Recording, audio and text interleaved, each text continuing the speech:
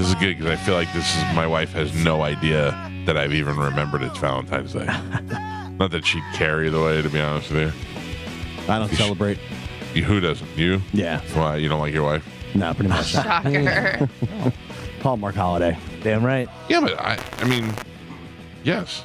Hallmark holiday. What holiday is a real holiday? That's true. They're all made up. Designed for you to buy something. Yeah. Mm-hmm. I don't know. I just got my wife the typical flowers and candy and stuff, but I ordered her one of those, Carmen. I ordered her one of those shirts from that Abby girl that's on the Spectrum. Okay. Well, I saw her thing yesterday. It's hats. No, this one's a shirt. It's a shirt? Yeah. Okay. Bootleg. It's a shirt. It says lioness on it. Yeah. Remember she loves lions? Yeah. They went to Africa. I know. Now, That if I took them to Africa, I'd be like, now run, kids. Run to the lions. See ya.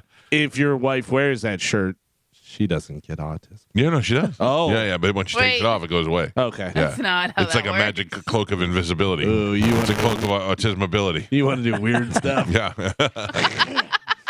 Again, I go back to my original question. If I were to meet Abby and we were to make sweet love, have I done anything wrong? Yeah. Well, it depends. I don't know. I mean, if she has a diminished capacity, if she's, But she doesn't, or she is a fully functional adult. She just has social awkwardness. socially awkward, well, then, Yeah. She gives consent. I mean, I think if I mean, they talk about sex a lot on if the show. IQ and age are up to par, then you're okay, right? I don't know if IQ is really up there, though. Well, that's the thing. That's what I'm saying. Yeah, but I mean, I've slept with a lot of stupid girls before. Stupid sign one, they slept with me. Yeah, but I'm saying, have you slept with any in the 80s? I don't know. Remember the one that made me the cookbook? Oh, yeah. I know she's out there somewhere. lucky to be in the 100%. 80s. Still following my career and making notes like Beautiful Mind. Oh my God. He went from this station to this station with red yarn, just tracking where I'm Drawing going. on her windows. She's Yeah. licking the windows, actually. The problem. She draws on it and then she licks it. Stand by. This tastes like numbers. I got something on my computer that I don't think is mine. Oh, you got hacked. No, I think it's like somebody else in the building. Oh. I got somebody else's information. Oh, yes. Boy. Let's exploit it. Uh-huh. Oh, no. Jeez. We're not doing that. That's not what we're going to do. I don't know what it is, but I will look at it later on. Can we get in their Facebook? Oh, no, it's not good. Twitter? I told you one time I was in the production studio and I was doing some stuff and there was a folder and I was like, what is this? And I clicked on it and it had a bunch of different people's salaries in there. Yeah. And I was like, oh, screenshot. Well, that happened with us. Remember, I opened up a check one time when we were getting paper checks, and it was a very litigious employee. I won't say who.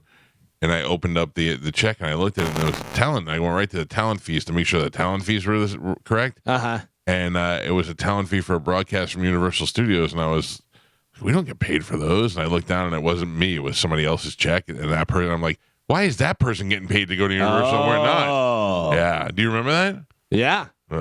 I'm like, Not cool. Not cool. I do know that one time, a long time ago, that Gio got one of my checks. I think it was a bonus check or something, whatever, because I remember Rhonda, we were talking and she goes, oh my God. And I go out and she goes, Oh, yeah. because our last names are very similar. Yeah.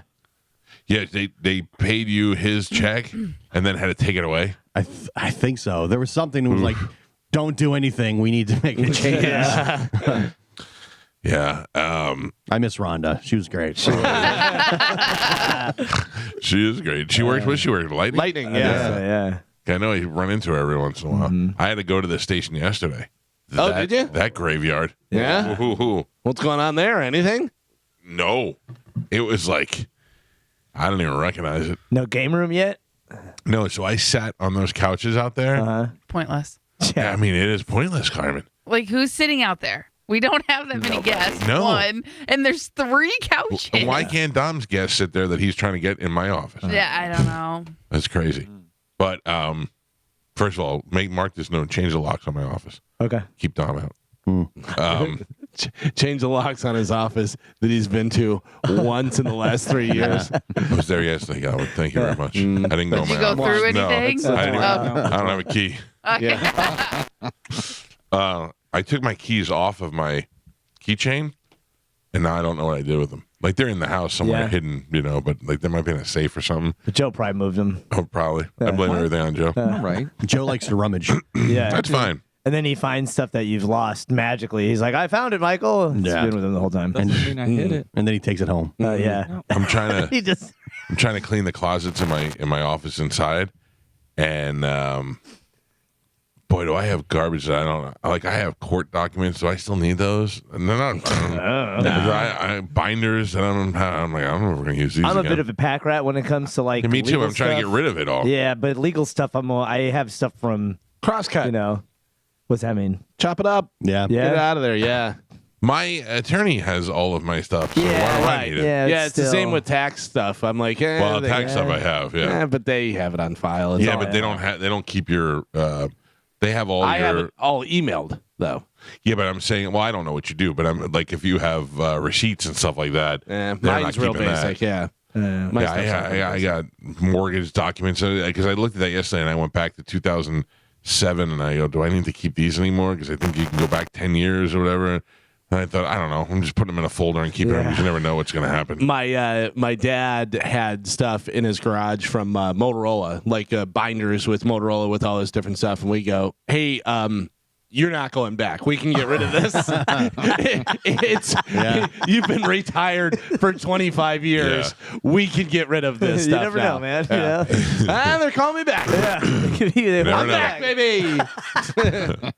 I don't know. There was so much garbage in there, but I did find, like, that's the thing about my closets. You can't just throw everything away. In my closet on the top shelf that housed tax documents and legal documents also had a game-used autographed David Wells New York Yankees baseball glove. And I go, oh, okay, well, that's why you can't just shovel everything into the thing. Do you know how much stuff of my wife's I've thrown away? I don't know. Good for you. No, listen to me, Spanish. Good listen for to you. me.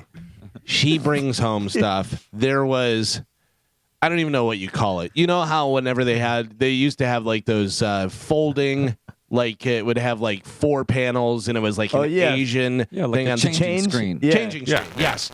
So this one was wood with denim and then like rivets in it, and she brought it home from a store or whatever. I don't want. What do we do? We have rooms. Yeah. You want to change? By the way, also we're married. You can change in front of me. We're fine with that. Whatever. So she has and it is the hinges are broken on it. Like I'm gonna fix hinges. I don't know what's going on. So it had been sitting out in her garage forever, and I was like, I want to get rid of this son of a bitch, and I just threw it away. And she has no idea. She also has no idea. She had a steamer, and she's like, I can fix it, and it's a commercial steamer. It's worth this much. And I go, yeah, you're gonna fix it, Mr. Wizard. That's gonna happen. And so I threw that thing away. She has no idea. I threw away a washer and dryer. Oh, nice. Yeah. Oh, yeah, right. Wasn't your in-laws supposed to get it? Yeah, I gave them a year. They didn't get it in a year. And then my wife was like, my mother wants to come get that dryer on Thursday. Do we have a way that we can get it to her? I go, not unless we go to the dump. She goes, you threw it away? I go, man, it's been a year. You didn't even know it was gone from our house. Like, there's no way. That's so I go, I'd rather just buy her a new washer and dryer than house one for 2 years.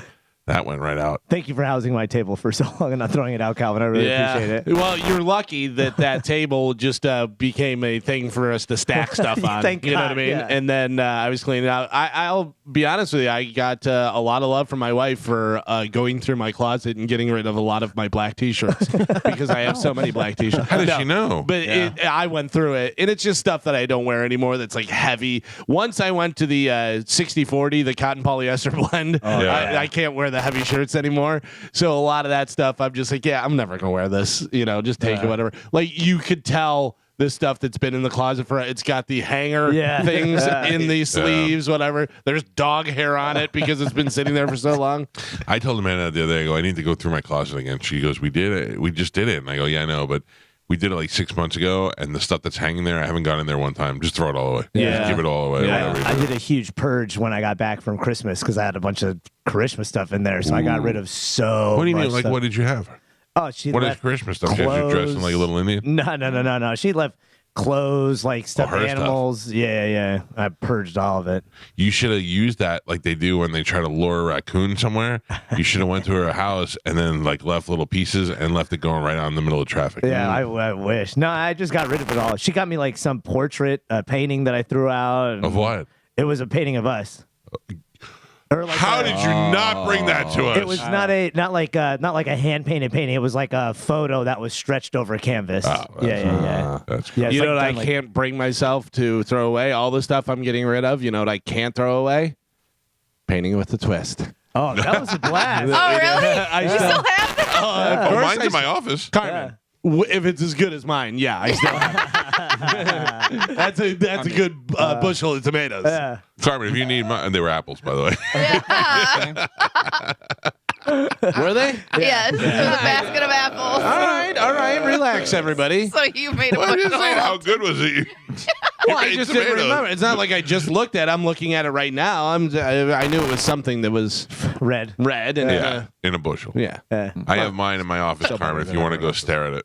It's okay. I'm good. I think all of ours are in there. Yeah. Oh, well, hey. Well, yeah, you- besides Galvin's. What else is in there?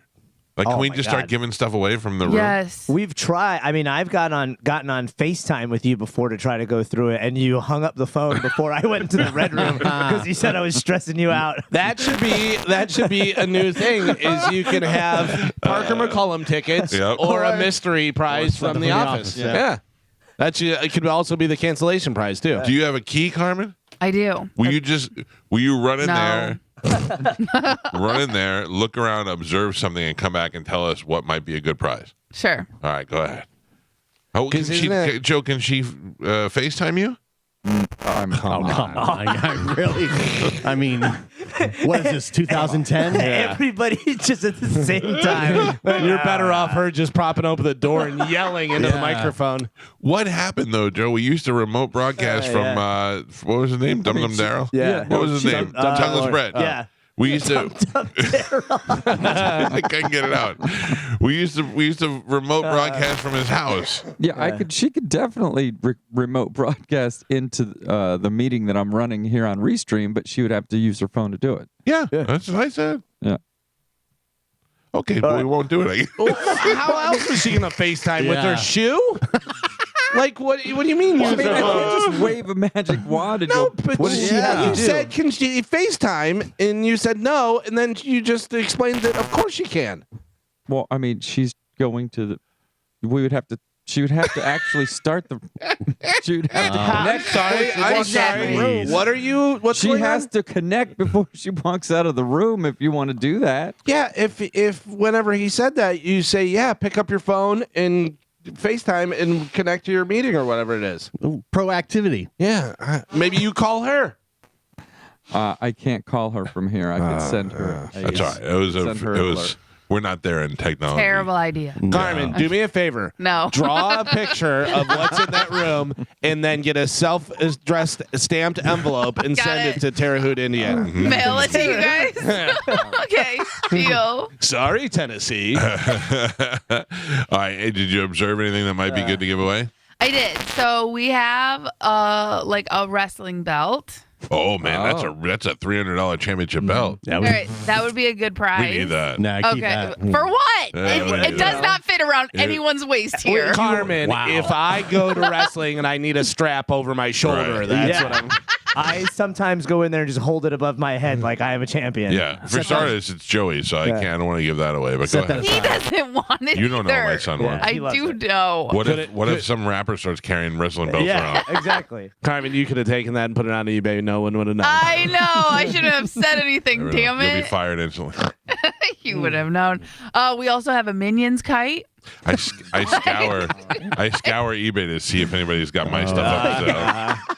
Like Patrick Cape. Remember Patrick Cape? We'll know. Patrick Cape was a tight end for the Buccaneers. They used to call him Stonehand Tape because he couldn't catch a goddamn ball.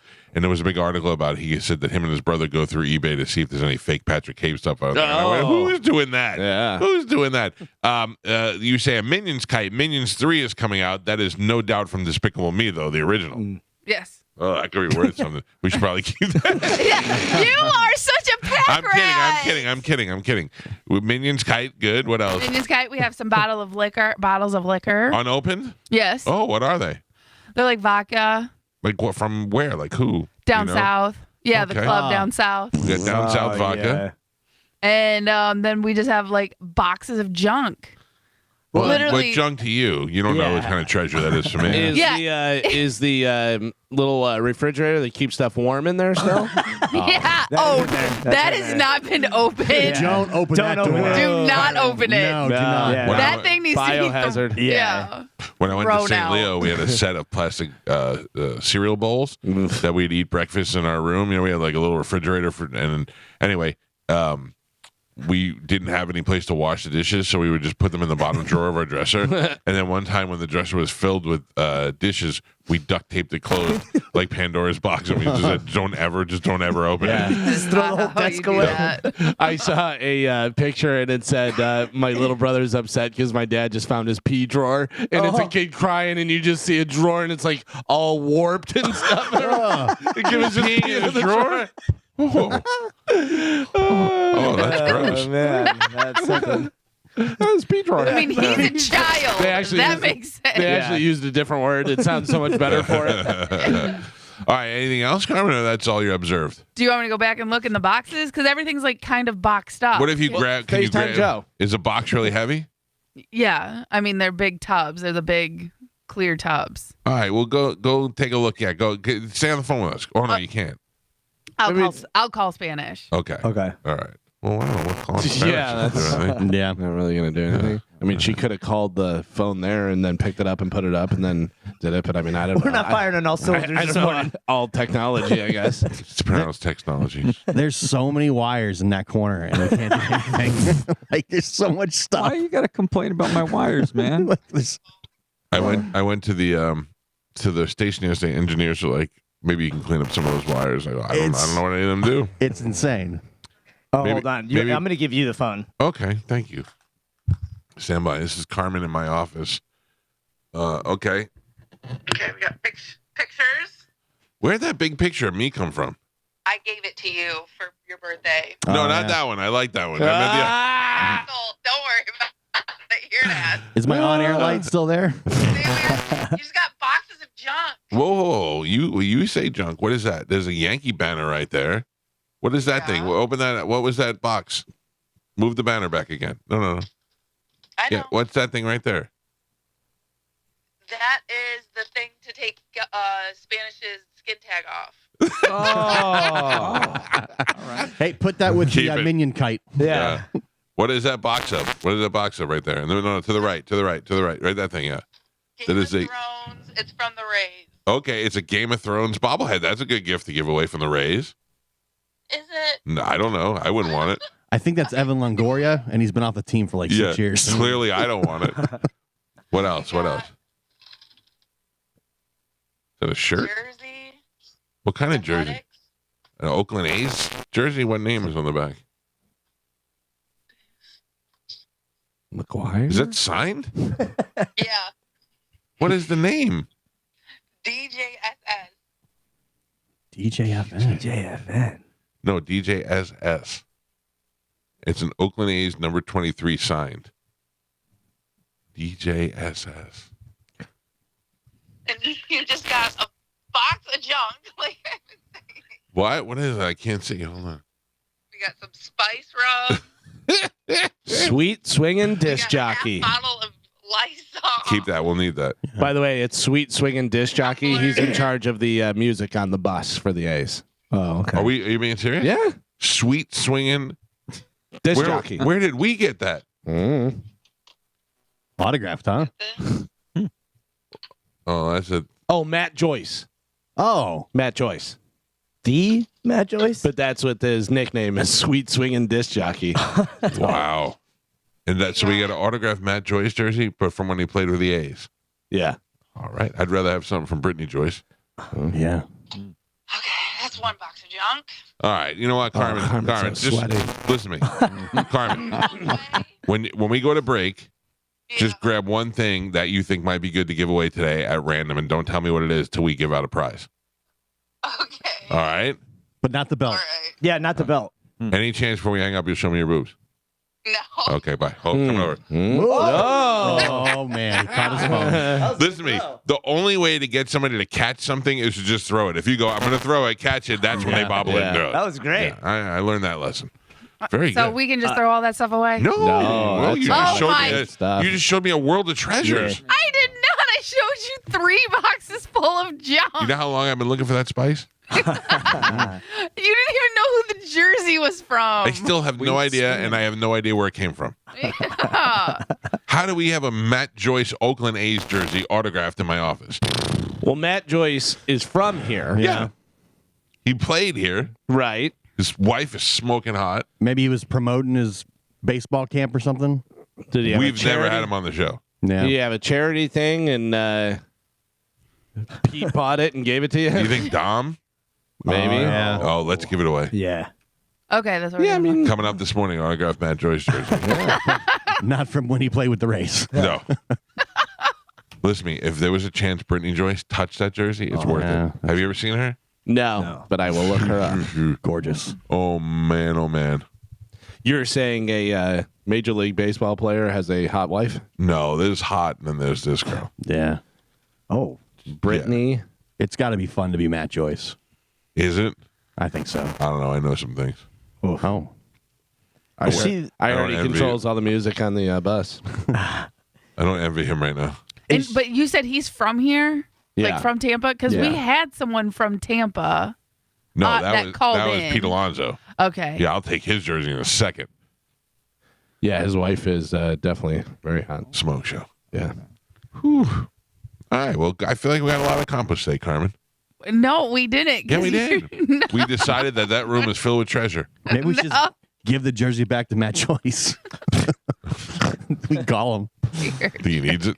Send it to Philadelphia. That's where he currently is. Oh, he still plays? Yeah.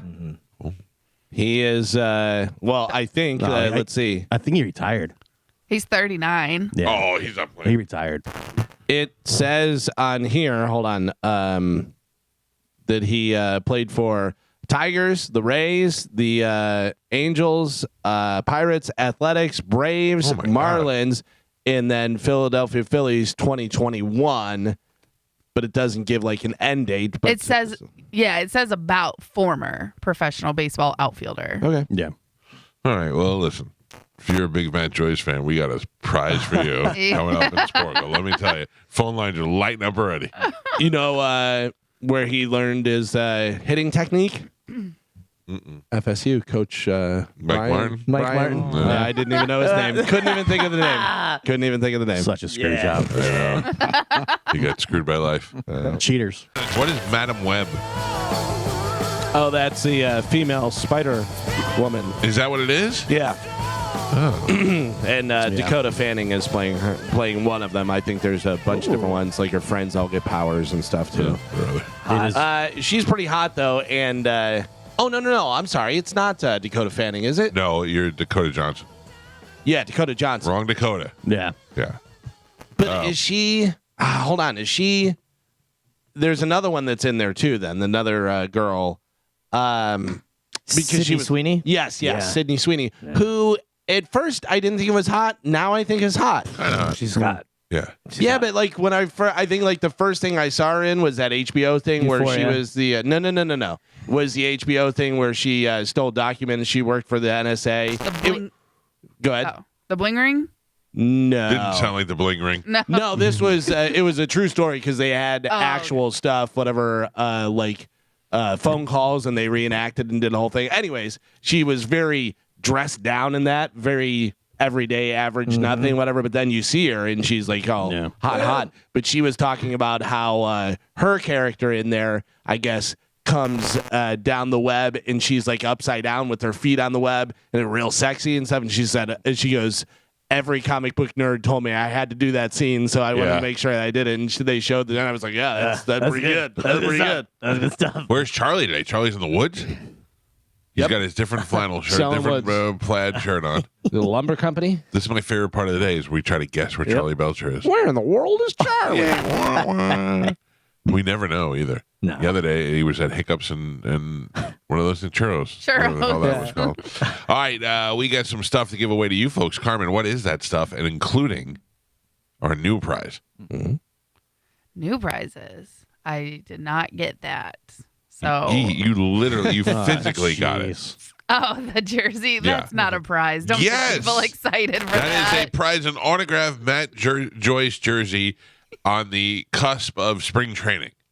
Okay. Raise if you up. want to raise up. A's up. A's up. Yeah. Same It's not thing. even. Sorry. not It's Oakland A's jersey. Does anybody have any idea where that came from? I didn't get it. We're giving somebody's jersey It was away. given Yeah. to you, though, obviously. No, I don't think so. Yes. Okay. Well, I'm giving it away to a listener. I know he's been at the station several times over the years, but Was Brittany there? I don't know. That's what I need to know. All right. We got that. What else? Okay. Incubus, Brooks and Dunn, Heart and Cheap Trick, Alabama, Parker McCollum, Circus Soleil Bazaar, Gasparilla Music Festival, and Florida State Fair 4-pack. All right. Fair's going on now. The festival, the Gasparilla Music Fest is this weekend. So here you go. Your choice of tickets as we play a little Sporkle.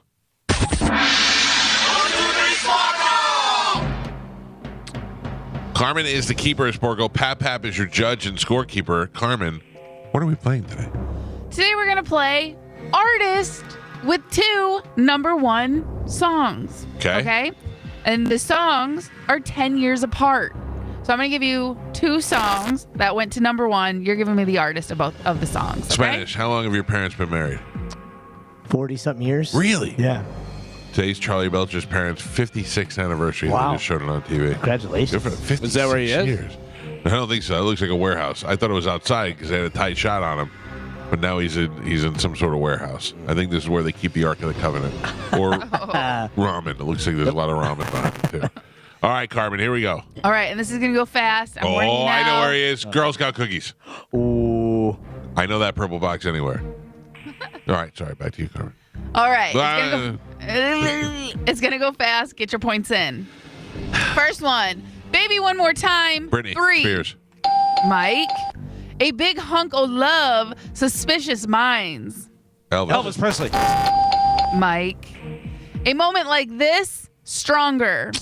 Kelly Kelly Clarkson. Clarkson. Geo. Kelly Clarkson. Ain't No Mountain High Enough. Upside Down. Upside down. Boy, turn me. Barbara Streisand. Diana Ross. Diana Ross. Thank Galvin. you for singing it. I didn't know who it was. Crazy for You. Take a Bow. Madonna. Madonna. Fantasy. We Mariah Belong Carey. Together. Geo. This guy knows. And Pap. Oh, We are come halfway on. That's there. too short. Spanish is not on the board. He has 0 points. Galvin is on the board with 1. Gio, 2 points. And Michael is your leader right now. He's winning with 3. All right. Artist with 2 number 1 hits. Your next one. Heaven. Have you ever really Adams. loved a woman? Oh, Mike. yeah. Why am I thinking it's only ladies? Why was in my mind I was like, well, that's Bryan Adams, but he's not a lady. He's not a He's lady. kind of a lady. It's not. Yeah, a little bit. All right. Just Dance. Shallow. Lady Gaga. Mike. Ooh, Judge, That was Michael. you stink. Of course. I think you do a great job. FaceTime. Love will never do without you. All for you. Not Love, Sister Hazel. love will what I never was gonna do without you. All for you. Came out Yeah, in, it's Sister Hazel. Janet Jackson. Those are number ones? Yeah. Yeah. 91 and 01. Wow. Nice and slow. Love in this club. Usher. 50 Cent. Usher. Mike Calta. Rolling in the deep. Adele. Mike. SOS. Rihanna. Work. Mike. Sexy back. Can't stop Justin the Timberlake. feeling. Spanish. Nope. Judge. I thought it was Spanish too. Okay. Spanish gives the point. He said Justin Timberlake, and before he even finished Justin, I said Timberlake, but that's cool. You're paying attention. You're doing a good job. And Pap, we're on the last three. The worst. Yeah. Spanish has a single solitary point. Also, Galvin does as well. Gio has 2 points, and Michael is your winner right now. He's winning with 8. Winner. Imagine that. 8. Now go walk his dogs. Oh, that's my fault. Yeah. All right, artist with 2 number 1 hits. Last 3, here we go. Saving all Bette my Midler. love for you. Exhale. Whitney Houston. Oh, yes. I think I love her that- so much. Gio. We are never, Connie ever Chung. Taylor getting Swift. back together. Gio. And your last one. Wrecking Philip Ball. Seymour Hoffman. Flowers. Miley Cyrus. Spanish. I heard Galvin. She changed her name. Your final score, Galvin had 1 point, Spanish with 2. Did he? Gio had 4, and Michael is your triumphant champion today. He won with 8 points. Close game.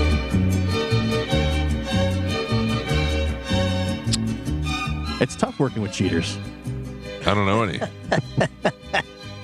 It's tough. Hi, who is this? This is Vince. I'm sorry, what is your name? Vince? Yes. How you doing, Vince? Good. How are you? What were you hoping to win today? Oh, I don't know. What were the choices again?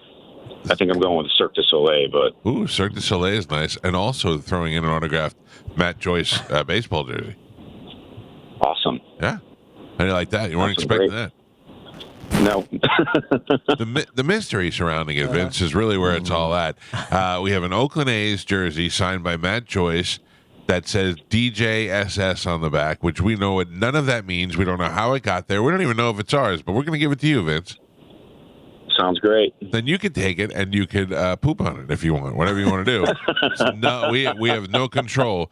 I'm going to put you on hold. Carmen will get your information. We will also give you the tickets of your choice, including Cirque du Soleil, sir. Please hold on. Thank you for Awesome. playing. Thank you so much. No problem. But we This is do gonna- know what DJSS stands for. What was it again? It's disc jockey sweet swinging. Yeah. Sweet singing. Sweet swinging. I have a feeling this is going to be a baby turkey thing. God. And Oh, you give it away, and it was Should really be in the office. Hey, yeah. special to somebody, but they're going to tell you. But it was supposed to be special to Mike. It's not. And Mike just forgot. It's not. That guy's going to wear it to Cirque du Soleil. Carmen, can I tell you something? No. I did know that you got me that picture, and that's I was joking about that. No, you didn't. I swear to God. I was looking at your face. No, I He knew. You're loves it the so worst much. liar. Carmen, he loves it so much that Yeah. it's been sitting in the office for however many years. Listen, I and hung he it was on there the wall. yesterday. He was there yesterday and he didn't even get it. I hung it on the wall in my office. That's how much I liked it. And then you had Spanish and Joe come here and take all the pictures that you actually wanted to hang in the new studio, and you left that picture here. Well, it's, Because you know, they were on I- FaceTime with you when you did that, because I was here and I watched the whole thing, and Yeah. literally, there's like 4 pictures. I that don't are have the ego where I could have a giant picture of me hanging in the studio. Yeah, right behind you, right over your right shoulder. By the way, there's plenty of space right there. Yeah. There's plenty of space right there. There's literally 4 pictures behind that picture, and those were all specifically told to be left in the office by you. I don't know what you're talking about. No, I know I that. It was- was not in the first trip. It was not in the first trip. She, And so- she commissioned a painting from an artist, I love I it. did. and it's just Beautiful. there Wow. in a It, pile of it will garbage. one day hang in the green room. Never. Yeah, no. Next to retarded Bobby Kelly. Yeah. Every time I see it, it haunts me. Yeah. The Bobby Kelly picture? Yeah. Oh, I love it. Because it looks a little bit like, Chips and Rose. It does. It does. So somebody at the Side Splitters painted that, and then Side Splitters brought it here for us to hang in there. But Bobby has never seen it. Yeah. And then one day in a video that we shot in the green room, Bobby sees it and he goes, "Is that me? Where did that come from?" Imagine seeing somebody else's office and there's a picture of you hanging in that office. A You with cross-eyed picture of Yeah, you. with a little touch of something. Wait. Oh man. Now the picture you got me, Carmen, that's very nice. There's no touch of nothing on it. You Yeah. got- Is the Skeldon picture still hanging in the hallway? Here? Yes. Yeah, it is. Okay. Yeah. We'll leave that one there. Yeah, that's nice. That's a good one. You want to swap it out? You want to bring that one here and put the. I'm kidding, Carmen. It's okay. Listen, it's okay. Why don't you see if John wants to hang that in his office? John I Brennan? highly doubt it. He You never might. know. He might Yeah. want to pray to it every day. How much did you pay for that, Carmen? You don't even have to save it a lot, though, like for what you're making. Custom What do you Yeah. say is a lot? Huh? For Carmen? Well, what do you think that it was that she paid? A few hundred. Yeah. 200? She has to work a lot for that money. I didn't say it wasn't a lot. I'm just saying no, it wasn't a few hundred. That's what she told me. It was more Yeah, More than than a few hundred? 100. Oh. it was more It than was- 100, It So was more what- than 100, so that's a few hundred. Yeah. but that was less than 200. Do we No. not? No. That's a couple. No, that's what Calvin said. Oh, I said a few. Yeah. Oh, 100. These are 200. Anything under 200 doesn't go on the wall. Yeah. It was over 200, so. Yeah, 250.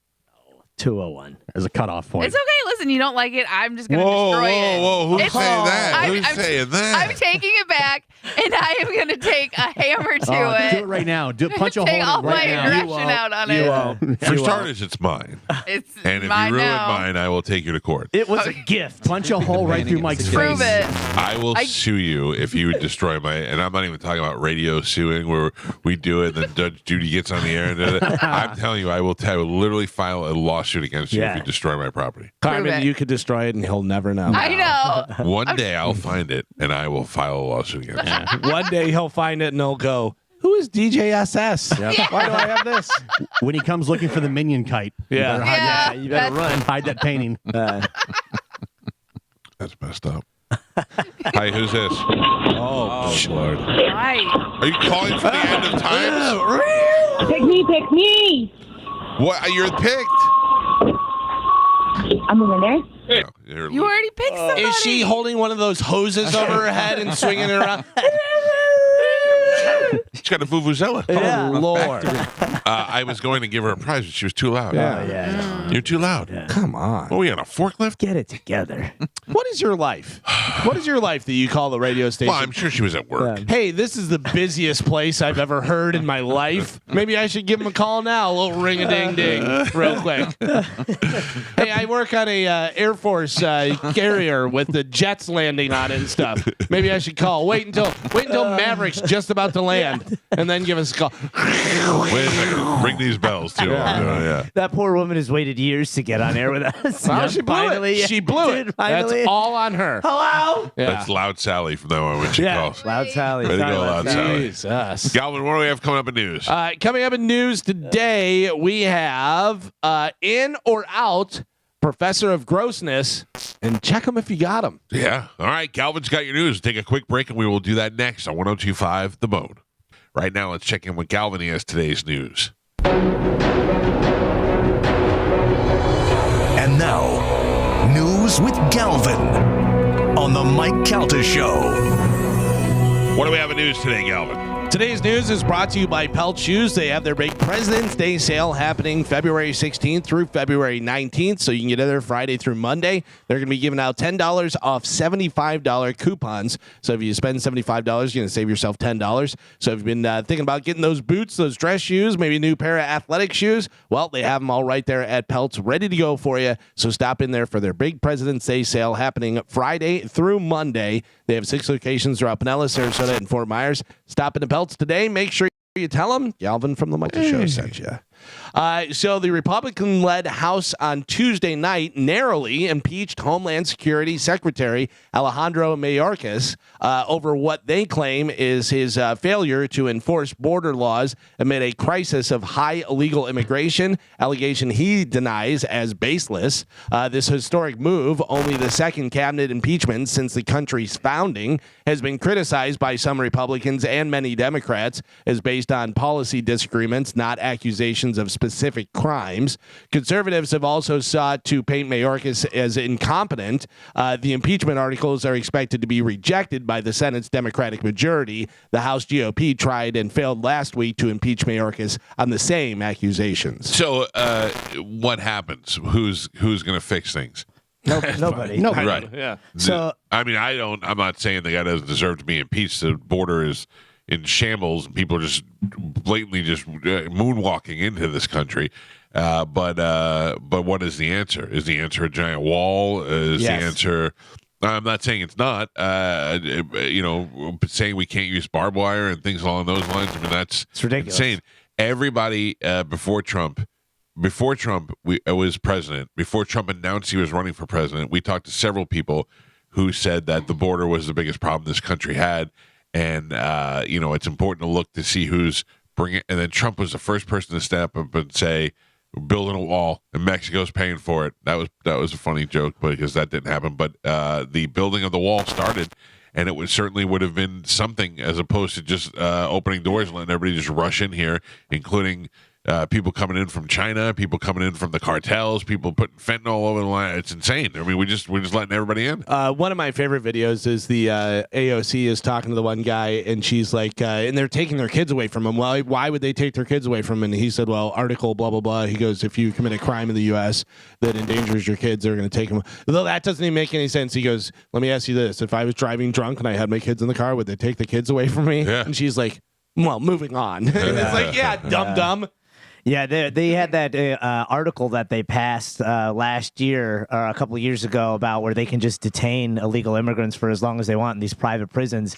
And every private prison that they shut down due to a bunch of complaints, abuse to the inmates, those are all the prisons that they reopened. Then they're all private now, and they're all getting funded for each illegal immigrant that they detain. But how about those immigrants that beat up the cops and stuff, and then they took them, and then they just let them go, and they're doing making the faces at the camera and doing the stuff, and just like, you're free to go in America, and now, like, it's not even like we took them back to their country and dropped them off. They just let them out in New York or wherever they were. Here's what's going to happen in New York. People in New York, they always say are rude. You know, you always say that. You say in movies, New Yorkers are mean and rude. New Yorkers are nice to each other. They don't like you. They don't like when you're the same way most places. The South doesn't like when people from the North come in and start doing northern thing. Right. Yeah. So when you watch now, eventually it's going to happen. The people in New York are going to start turning and fighting the immigrants because the cops are running out of power. The New York people won't put up with that. And there's going to be mass chaos now because people are just going to be beating everybody up in the streets. People are going to be getting killed. It's going to get insane. Because I'm telling you right now, and I think most people said, if you were there and this guy was hitting a cop, you'd go over and you'd kick that guy in the face. Mm-hmm. You know what I'm saying? And that's going to happen, and that's going to happen in groups of people, and it's going to be mass chaos. That's one of the conspiracy theories that genuinely does trip me out, is that this may be something that they want. They're letting all these immigrants and Chinese nationals in here to let it get crazy. Then they can put martial law. You don't have to have an election because the United States is in pure chaos. Can I tell you the other thing is that the people that I know in New York, they always tease me because I go, Jesus, how do you guys even go out anymore? And they go, none of that's happening. We don't see any of this. They're like, it's not like it shows on the news. The New York, in the news, they'd have you believe you walked out and there's violence in every corner and you just walk around. Like nothing. They just there is some bad stuff going on in New York. One man has died. Thousands of flights were delayed, and millions were under weather alerts after the northeastern parts of the United States were hit by one of the worst snowstorms in 2 years. Hundreds of schools were shut down across the states, and others were moved online classes. 1,400 flights were delayed or canceled, and people have been asked to stay off the roads because of treacherous conditions. Garbage. Snow, man. I don't like snow. That's why I got out of Illinois. I do not like snow. Once they did the whole news report on what they call cloud seeding, what we've called chemtrails for decades, and they proved that they can manipulate the weather very easily with cloud seeding, I don't buy any of this trash. Lionel would just take a picture of chemtrails, and he would go, just vapor. Just vapor. Yeah. He would just put it. He tweeted. He goes, just vapor, just vapor. And they prove that it's like aluminum oxide particles that they can heat up to either create precipitation or take it away. So it's like all. I wish they'd make it snow here a little bit. I was just about to say, if they can control the weather just on Christmas. Yeah, right. Make it nice. Yeah, don't make it cold. Yeah, though. They have literal like websites you can watch. They call it precipitation mode, where they have these towers that they'll flip on, and you could see like on Doppler will change from blue to red to green to yellow. You'll see it change from green to all of a sudden it's purple, and you see the trail coming off the tower. It's wild. So like Truman Show. Yeah. 100%. And when you try and leave, they're going to make it all wavy. Remember, Volkswagen got in trouble in Mexico because they could divert hail systems into the village so it wouldn't rain hail on their cars that they just built in their parking lots. And they got sued by the town. Yeah. That's brilliant. The first time I was in Mexico, I could not believe how many Volkswagens were in Mexico. It's bananas. I was like, what is going on? The most Volkswagens I've ever seen in one place was Mexico. The most BMWs I've ever seen in my life was in Barrington, Illinois, which is a very rich area where Walter Payton used to live. Yeah. In Barrington. Yeah. We had to do something there, and almost every car was a BMW. I'm like, what is going on here? You guys get one have the factory here? Or what's happening? So this is a local story. A Christian radio show host who used this platform to lure would-be investors across Tampa Bay into real estate ventures struck a plea deal with statewide prosecutors this month. Gary Gaither, the host of It's God's Money, faced a maximum of 180 years in prison for his part in what prosecutors described as a Ponzi scheme. Gaither started his venture with business partner David Dreslin in 2004 before it went defunct 6 years later. The pair accused of scamming nearly 40 investors out of $6 million by promising big returns on investments in real estate that the pair had purchased. But the housing bubble burst in 2008, so their business plan didn't go that well. He took a plea deal, by the way, on February 2nd. So he was looking at 180 years in prison. What was the deal? Down to 5 years. Oh, that's pretty good. That's not bad. Look at that guy. Look at that He guy. doesn't have many years left. But minimum security prison. No, it's not gonna be a big deal, you know.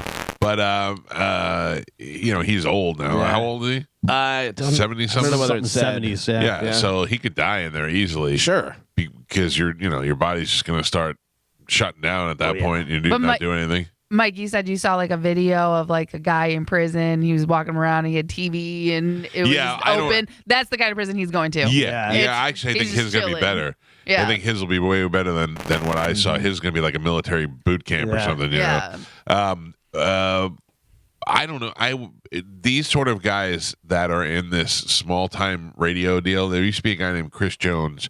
Do you remember Chris Jones? He played for a second in the league.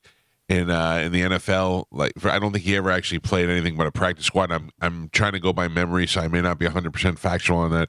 But he played for a second in the NFL, and then he did a sports radio show where he would do the whole show on tape. Like he'd talk into I don't know what kind of recorder he was using at the time, and then he would just play that tape during the show, and it was just him talking about sports for an hour. And it was awful, and I don't even know where it aired. Like he'd buy the time and then put it on that kind of show. But the problem is that I was doing sports radio at the time, and we would go to sell advertising to advertisers, and they didn't want to buy it because Chris Jones had burnt them before. No, because he promised to have Buccaneers players there. He would have A-listers like Mike Allstott and Warren Sapp and all that, and then he'd show up with a third string guy that you never heard of before. That guy was getting $250 to be there, so he was like, okay. And then people would go, well, where's Mike Allstott, and where's Warren Sapp, and where's Sean King, and all these, and nobody would. And then then we'd go in there and try to sell commercials on a real radio station that was the home of the Buccaneers, and they were like, no, we're not doing that. We already got burned by a sports radio, and I used to just smash that guy on the air all the time. I don't know whatever happened to him. But he had a history too. Those guys are just the only person whose name in radio that you may not know regularly, like you would on somebody on the FM dial, is Randy Harris. Randy Harris is the only guy that I've ever seen that is legit, that is a hustler, that is a nice guy to work with. And that guy tried to do sports radio for so long, and then finally he said, I'm doing my own thing. And he went out there and he did football for years. And then when MMA first started, he was on UFC before anybody else. He had such a relationship with all the UFC fighters, and he became the UFC guy, and he would run his own business. He would buy his time. He would sell his own advertising. When he promised you that he'd show up with an athlete, he'd show up with that athlete. He's the only legit guy I've ever seen in that business doing that. Randy Harris was so early on UFC that when Ken Shamrock was fighting, who was he fighting? That came in the studio with us, Tito Ortiz. They were doing it in South Florida at the Hard Rock in South Florida, and they were wanting to fly Tito Ortiz to Tampa from South Florida to do press with us. So before they did that, they contacted me through email, and they said, we just want to make sure this is legit. Randy Harris said that you'd have this guy on before we fly him there. We want to make sure it's happening. And, and I wrote back and said, yes, 100%. We're happy to do it. Great. And then I remember going inside and go, some lady named Dana from the UFC just emailed me. That's how long ago. Some lady named Dana from the UFC just emailed me to make sure. I had no idea. It said Dana White reached out personally to say, is this interview happening? Because I don't really know if Randy Harris is being legit or not. I said 100%. So, yeah, Randy Harris is the only guy I've ever seen that really has built a business by working his ass off. The rest of these guys, I wouldn't give any of these jokers my money. Well, that's the funny thing too, is whenever you start this story, it says Tampa Bay radio, blah blah blah person duped would-be investors. That's like a handful of different people it could be. You know what I mean? Yeah. Like you could go down a list of, that's a lot of different people. Yep. Today is Valentine's Day, and it is also Ash Wednesday. So the question is, can you celebrate both? Why wouldn't you? Can you? Valentine's Day is a pagan holiday. Oh, It's not a If you're holiday. Christian. No, it's not. It's not a holiday. It's a day that you just go out of your way to recognize the ones that you love. Don't That's be it. having sex out of wedlock today if you're getting those ashes on your forehead. I'm wedlocked. Yeah, you're wed. I'm You're locked ready to go. and wed. Yeah. I will be having the lock yeah, sex. you should. This says it depends on how serious you are, but according to a Catholic bishop, the short answer is no. You can't celebrate. Why? Well, they say to prioritize Ash Wednesday over. Hey, why don't you guys stop banging kids and then we can talk? all right? Wait, Then we'll Yeah. take some advice from Yeah. you. All right, you bunch of weirdos. Is that the one you can only eat fish for the day? No. That's Good Friday, right? That is Friday where you don't eat meat. Oh, okay. Yeah, during Lent. I get them mixed up. No, lies. I've never done any of that stuff. No? No. I but used you're to not do all that. religious. No, exactly. I'm forced to do it for so Same. many years. Yeah. It's funny. My parents were never really religious, but like I think my two oldest brothers did communion, and then I think my brother Jeff went to some of the stuff, and then me, they were just like, just go play, just get out of here. Anybody confirmed? Your brother's got confirmation now? I don't even know. Were you to be honest. baptized? I believe so. Yes. Yes, did I not. was. I think we're all baptized. I did not baptize my kids. Yeah. Man. I think I'm the first one. Whoa. that did. Oh, sinners. Break the cycle, yeah. Venal sin, Michael. Yeah. Say anals? A venal. Venals. I don't have either one. Oh my God. I don't know what he said. Now I we're don't. gonna take a turn. I don't. I remember Pete had a kid, and I'm that kid's godfather, and I was like, well, Pete will be Joey's godfather, and that's how it'll work out, and all that stuff. And when we went, we haven't been to church in forever, and I don't believe in any of this nonsense. And my wife's like, I'm half Jew. We're out. We didn't do any of it. I remember I used to, my buddy Brian Carney, whenever I would stay over his house, then in the morning we would go to church with his family. And I was like, to my mom, I was like, should I go to church? She's like, yeah, if you want to go, whatever. And, I just wanted to hang out with my friend. They give you and then, crackers. well, they had the communion thing, and I did it. Yeah, baby. You ate No the wonder why body- you're in the Church of Satan. Oh my God. I tricked you, Jesus. It's the body of Christ, man. I ate them. Oh, not Tasty. cool. Yeah. Christ, What, terrible, yeah. what is more powerful than eating the body? Drinking the blood of Yeah, I Christ. did both. Oh. Yeah. They gave you wine as a Well, little it wasn't kid? wine. Stolen It was grape valor. juice, right? No, it's wine. It's Oh, maybe It's it was. grape Yeah. juice. No, it's wine. Listen, I was At multiple. some It's wine. churches. Yeah, No. Good churches. Yeah, the I best, was gonna say we had grape juice. that's fake church. Ooh. Yeah. Not real sacrament. Stolen valor. Yeah, stolen valor. Wow. I remember when the first time you told me that Joey wasn't baptized and you weren't going to baptize Juliana. That was the first time I ever felt like I had been brainwashed. Because when you said that, my knee-jerk reaction was to be like, "What? You're not going to baptize them? Why? Why would you do that?" Yeah. And I was like, "Oh, damn!" Like at first, I was like that. I Yeah. was like, we gotta baptize the kids and go through the motions. And I was like, why? Yeah. Why are we doing it? Like you're not religious. Well, here Don't was- go to church. Here was the other thing: is that I'm Pete's son's godfather, and they actually gave me a hard time because they wanted me to go to like classes because I didn't go to church to go to their. And I looked at Pete and I'm like, yeah, I'm not doing that. Yeah. And Pete just moved it to a different church where instead of going to class, you just gave him like $100. Yeah. Well, isn't that so funny? That's all they really want. Sure. Yeah. Because I remember They'd rather have that Yeah. than you go to some class or do whatever. when I was going to private school, I'm sure you had the same experience where they force you to go to church every Sunday. And if you don't pay, like if you don't give tithes, they call you and they're like, if you miss it again, your son is expelled out of school. Whoever used to live in the house that I bought, they apparently were churchgoers, and they still get stuff showing up to, here's your envelopes to send us money. Yeah. And I'm like, good God, how many times are they going to send this? That's the thing is that for those of you listening out there that think that I'm crapping on your religion, I'm not. It's something I don't believe in, and just like I wouldn't expect you to be a Scientologist or a Muslim or something. But I respect other people. I am against more the church than the religion. I don't like the practice of the money exchanging. Like the thing, I've said this before, the thing that turns me off the absolute worst about the church is my grandparents. My grandparents were married since 1974, but because my mother's father died, and my grandfather's wife, they got divorced. And because they got divorced, they wouldn't let them marry in a church. These are two people who went to church every week, sometimes twice a week, for their entire lives. Willie was still going to church after my grandmother died, going by himself their entire lives, and they wouldn't let them get married in a church because there was a divorce involved. And even though she was cheating on him, that's why they got divorced. And because my grandparents had been together since 1974, they wouldn't let them marry in church. And my grandparents so religious, when my grandfather's first wife finally died, they were then able to go into a church and get married in their 80s, or it might even been their 90s.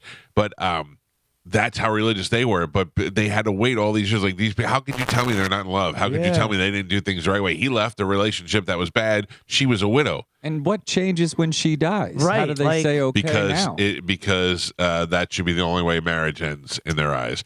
So the fact that she cheated on him, he should be forced to live with her and do it. Just doesn't make any sense. I get traditions, and you want to hold these traditions from forever ago, but some stuff is just crazy. How many Super Bowl commercials did they have for Jesus? I saw 3. So say 3 or 4 or whatever. All that money, I saw somebody point out, all that money that they spent on those Jesus ads for the Super Bowl commercial. Think of how many people they could have helped with that money. Couple of things to point out. One, I don't know that they pay as much as everybody else because they're a religious organization. Yeah. Still paid a lot, right? Yeah. And the other thing is I liked the Jesus commercials. Here's why: they were not. If you don't come to Jesus, you're going to go to hell. They were not. Jesus is the best. What they were saying is, Jesus was cool to people it wasn't cool to be cool to. Jesus hung out with people that weren't like him. It was more like a hey, be nice to each other kind of commercial than it was culty be in our religion commercial. I didn't mind them, and I watched it when it was over. I was like, oh, okay, that was pretty good. Mm-hmm. And that's why I said Jesus and Jelly Roll are my two favorite. When Jelly Roll can't remember where he got the tattoos on his face, made me laugh. Yeah. 2 things. One, I wish they would have had Satan commercials. That would have been so great. If Satan was like, Satan can't afford it. If can't afford it, all the richest people are in hell. Are you kidding me? Yeah. If they had the Jesus commercial and then Satan comes out and goes, "Move it, nerd! You want to party?" Satan. But then Jelly Roll is doing stuff where he's with like a bioscientist and going to lose all this weight and do stuff. If he loses all this weight, are people going to go, not Jelly Roll anymore? Oh, Calvin, 5 more minutes, people are going to go, Jelly Roll. Yeah, the same way they do with a lot of these people. Mm-hmm. They come in, they're the biggest thing in the world, and they go away. Luke Combs, you better hope he's got another song to steal because that guy's going to go away too. Do you remember Chance the Rapper? Remember how big he was for like 2-3 years, and now he's also he's great. Yeah, Chance the Rapper's great, but they come in, they go out. That's just how it goes. Jelly Roll is the hottest thing in the world. Fat guy, tattooed face, weird, porn star looking wife, and loves Jesus and all that stuff, and everybody loves him. I don't understand the appeal of people just because they're famous. That's like Titus. It all goes back to Titus. But Jelly Roll, seriously, like he's got one song, he's just like a sweet. He's got a couple good. He's got a couple good ones. Yeah. The Hate Goes On is a good one. I think he's got one song that mainstream people know. Yeah, You know what I'm Wild saying? Ones. Yeah. I Oh, could the not, That's not even God, his. I need a favor. with a gun to my head, I could not tell you one Jelly Roll song. He's got some pretty good ones. I just don't know them at all. I'm not insulting his talent either. I'm just saying Yeah, he will be absolutely. nobody in 15 more Absolutely. minutes. Plus, he gets play on country stations, rap and stations. rock stations, and mom Thankfully, stations. it's cyclical, and in a couple of more years, people, or maybe not even years, but people are going to go, I'm sick of these crossover hits. Let's get back to where rock used to be, and they're going to thrash out for a couple of years, then maybe then it'll be rock is dead again. I've been waiting for a while. Yeah, we're due. Because rock It's used Metallica. Rock used to rule the roost, and then hip hop came in and said, well, grunge came in, and then which is still rock, but then the hip hop came in and said, move over, and it's been hip hop for quite some time. That's why the Super Bowl is always usually a hip hop artist or some sort of pop or hip hop or something like that. Because rock, worldwide, it's huge, but it's definitely not as big here as it is in some places. You wait until Metallica is like, hey, let's get really rich again, and they write one melodic rock album again, and everybody's gonna be like, hey, rock and roll is back. They better hurry up, though. They're old. All these bands are getting old. Yeah. I literally just passed a meme that says countries dominating the music industry with surge set to continue, and Beyonce is going to release a few country songs. So country is going to be mainstream for the next few years. But she has a country song out right now, right? I thought that's the one that she just released. She's got poker something, poker or Texas Hold'em or something. Yeah. But that's what they're saying. Like all these artists are starting to put out country songs because country is crossing over. But do you think Beyonce? Do you think they had a meeting and said, "Listen, Taylor Swift's the biggest thing in the world. She started as country, and now she's pop. You started a pop. Why don't you do a country? You know what I mean? 100% think they did. Reverse it. That's her only competition, really, is Taylor Swift. This is Texas Hold'em from Beyonce. She's so hot, dude. By the way, she's from Texas. I don't feel like this is a plan. I think she had this in her. There's a tornado. I just can't wait to see her dance to this. Did you say there's a tomato? Tornado. I heard Lexus, tornado. Yeah. I painted the tornado. Yeah, this is never going to go. That'll will be a be huge popular. hit. It'll be huge. It'll be a huge hit. Of course it will. It doesn't It's matter. Beyonce. Yeah. I don't know. We play Redneck One. Bingo. Lexus is never one of the words we choose. This was on, so she posted this 2 days ago. Beyonce did. It's just a visualizer of her just walking with her boobies out. 50 million views. In 2 days, it's got 2,500,000 views. Yeah, she's that's- smoking hot in it. Dude. That's nothing. Did you see Taylor Swift's when she announced her album coming? It was like a matter of minutes. Who was the that first comment though? Not you. I'm sorry. I'm kidding. 100%. What is the not Kardashian, the Jenner, Kylie Jenner? Yeah. They had a picture of Beyonce from the Super Bowl, and she's got the blonde hair, and it looks real good. She looked beautiful. And somebody commented, "This is the look that Kylie Jenner's been going for her last 5 surgeries." Yeah, for real. For It real. totally is what she's trying to look like. Yeah. Mike Calta, Yes, hi. check your lottery I tickets. can't. The Florida Lottery says a $36 million Mega Million ticket is still unclaimed and time is running out. Lottery It's says got to be me. it expires at midnight on Sunday. The Mega Million jackpot worth $36 million is the drawing from August 15th, 2023. So you got to make sure you get in there. And then also, just so you guys know, Mega Millions, the next drawing is Friday. It is up to $457 million. We're going to be rich. Yeah. Can you gonna be imagine rich. if it was me? If I go, let me just look at You would look at it on Monday morning. Yep, you're probably right. It just And I expired. call my lawyer and we try everything we can to reverse it. I had a bunch of lottery tickets and scratch offs that I had in my visor in my car, and I was like, "Oh, let me check these because I haven't checked them." And I went in there and checked them. And I always go to the counter. I don't like to use that other thing. That other thing doesn't seem to really work because sometimes I hold the ticket, it's not even close to the scanner, and it goes, "Not a winner." And I go, "I didn't even scan it. You settle down." But anyways, it was like $131, and I was like, I had no idea how much or if I had even won anything because like most of the scratch off things, it was like $5 here, this, that, whatever. But $131, I was like, oh, all right, that's not too shabby. That's worth the trip. Damn right. Yeah, I'll take it. A 40-year-old man in Port Charlotte, Florida, was sentenced to 24 months of probation and 50 hours of community service after he was arrested for stealing his coworker's credit card. Who would do that? Gio. Me? Yeah. That's right. I found the credit card. Found them You did. after you stole them. You found it in your wallet. They worked at Chili's together. He made several purchases, including one where he was caught on surveillance video buying a case of beer and a pumpkin. I just bought some stuff. No big deal. I put it back in your wallet. Don't worry about it. A person in Oregon has been diagnosed with the bubonic plague.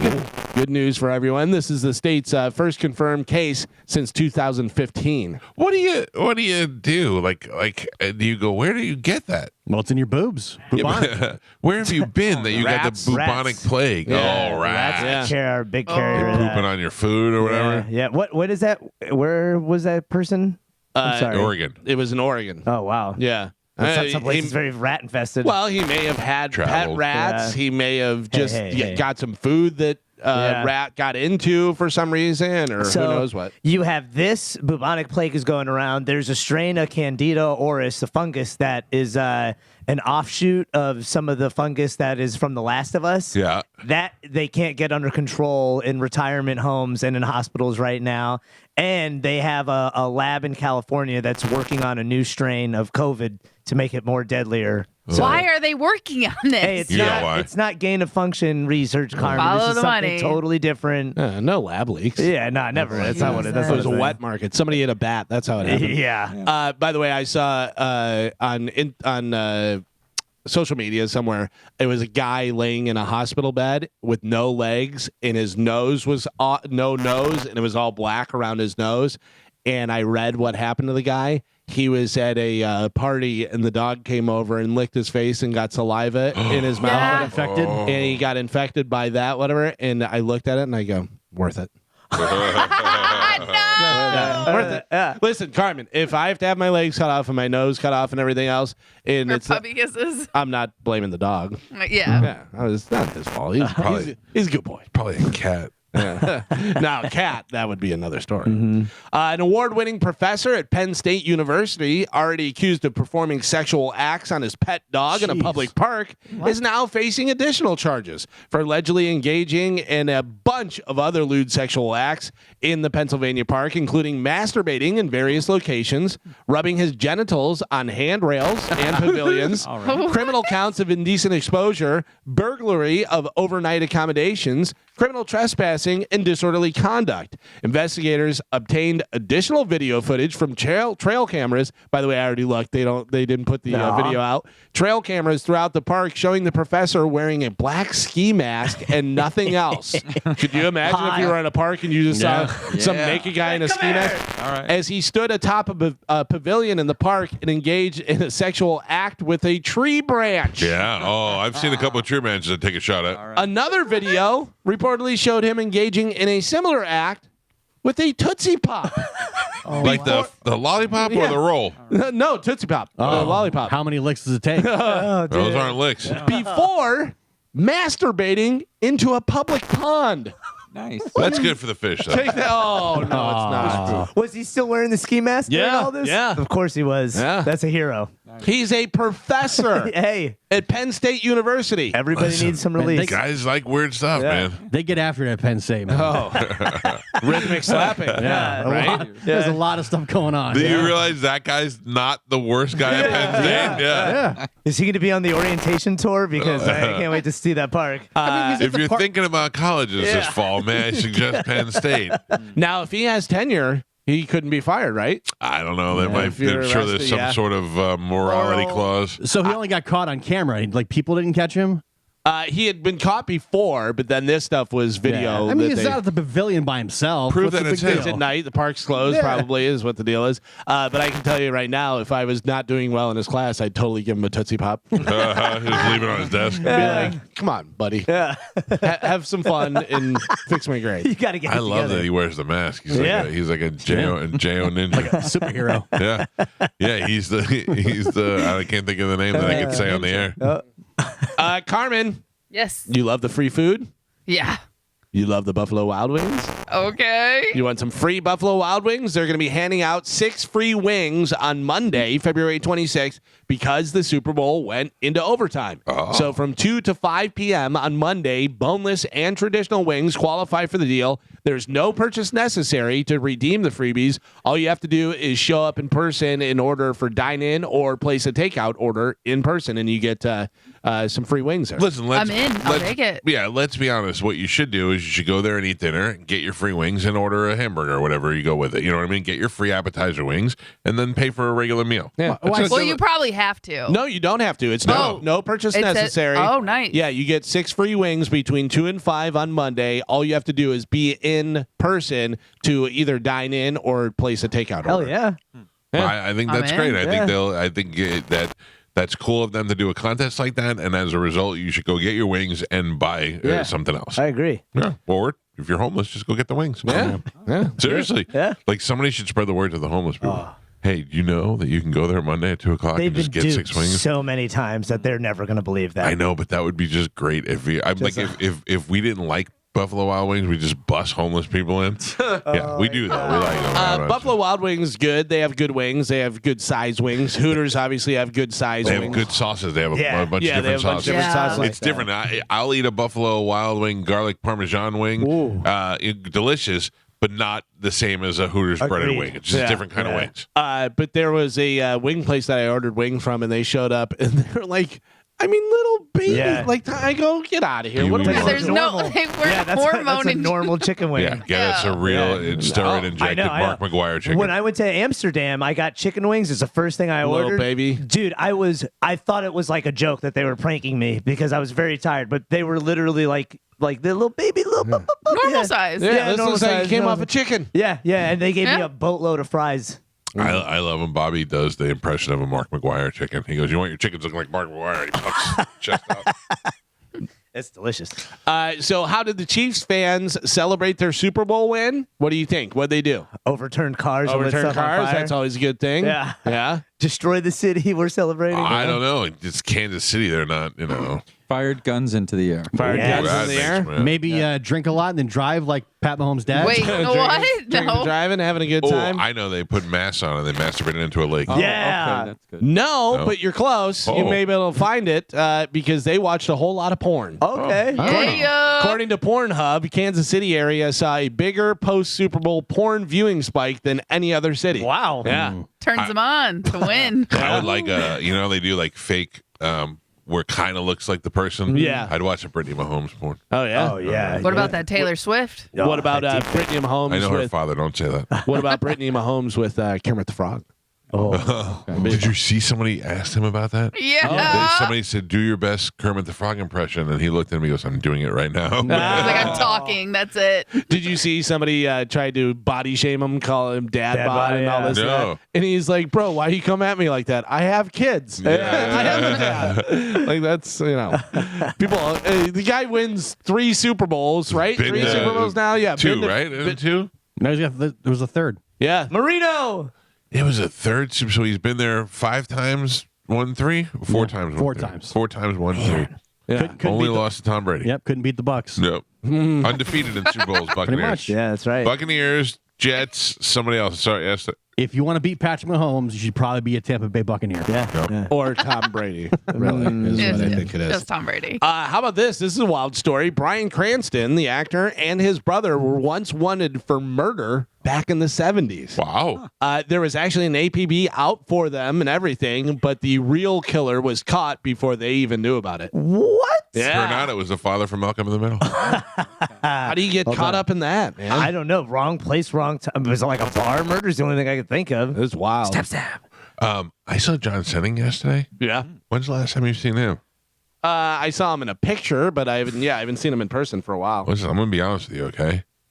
He had a LASIK surgery. He wasn't wearing his glasses. And he was tan, and his hair was all long. He looked sexy as all hell. Wow. Yeah. But better than Mo? Mo doesn't look sexy. He's just got a good body. I mean, For a 50-something-year-old guy, he works out a lot. He looks good. Yeah. John Senning looks like he just walked off the beach. Like he's a Matthew McConaughey type where he's only happy if he's drinking and smoking pot on the beach. Doesn't shower too often. No, but it lifts things, just lifts garbage cans and stuff to stay in shape. Smells like Carmen, when's the last time you saw him? I have not seen him in person in a while. You better not. Kiss I'm on telling you right now. sunscreen, yeah. You'll be all over him. Sanding a wooden boat somewhere. Exactly, Joe. Exactly. By hand. Yeah. That's Andy Dufresne. You're thinking of Andy Dufresne. Waiting for his friend Red to show up. Do you see the story about it, though?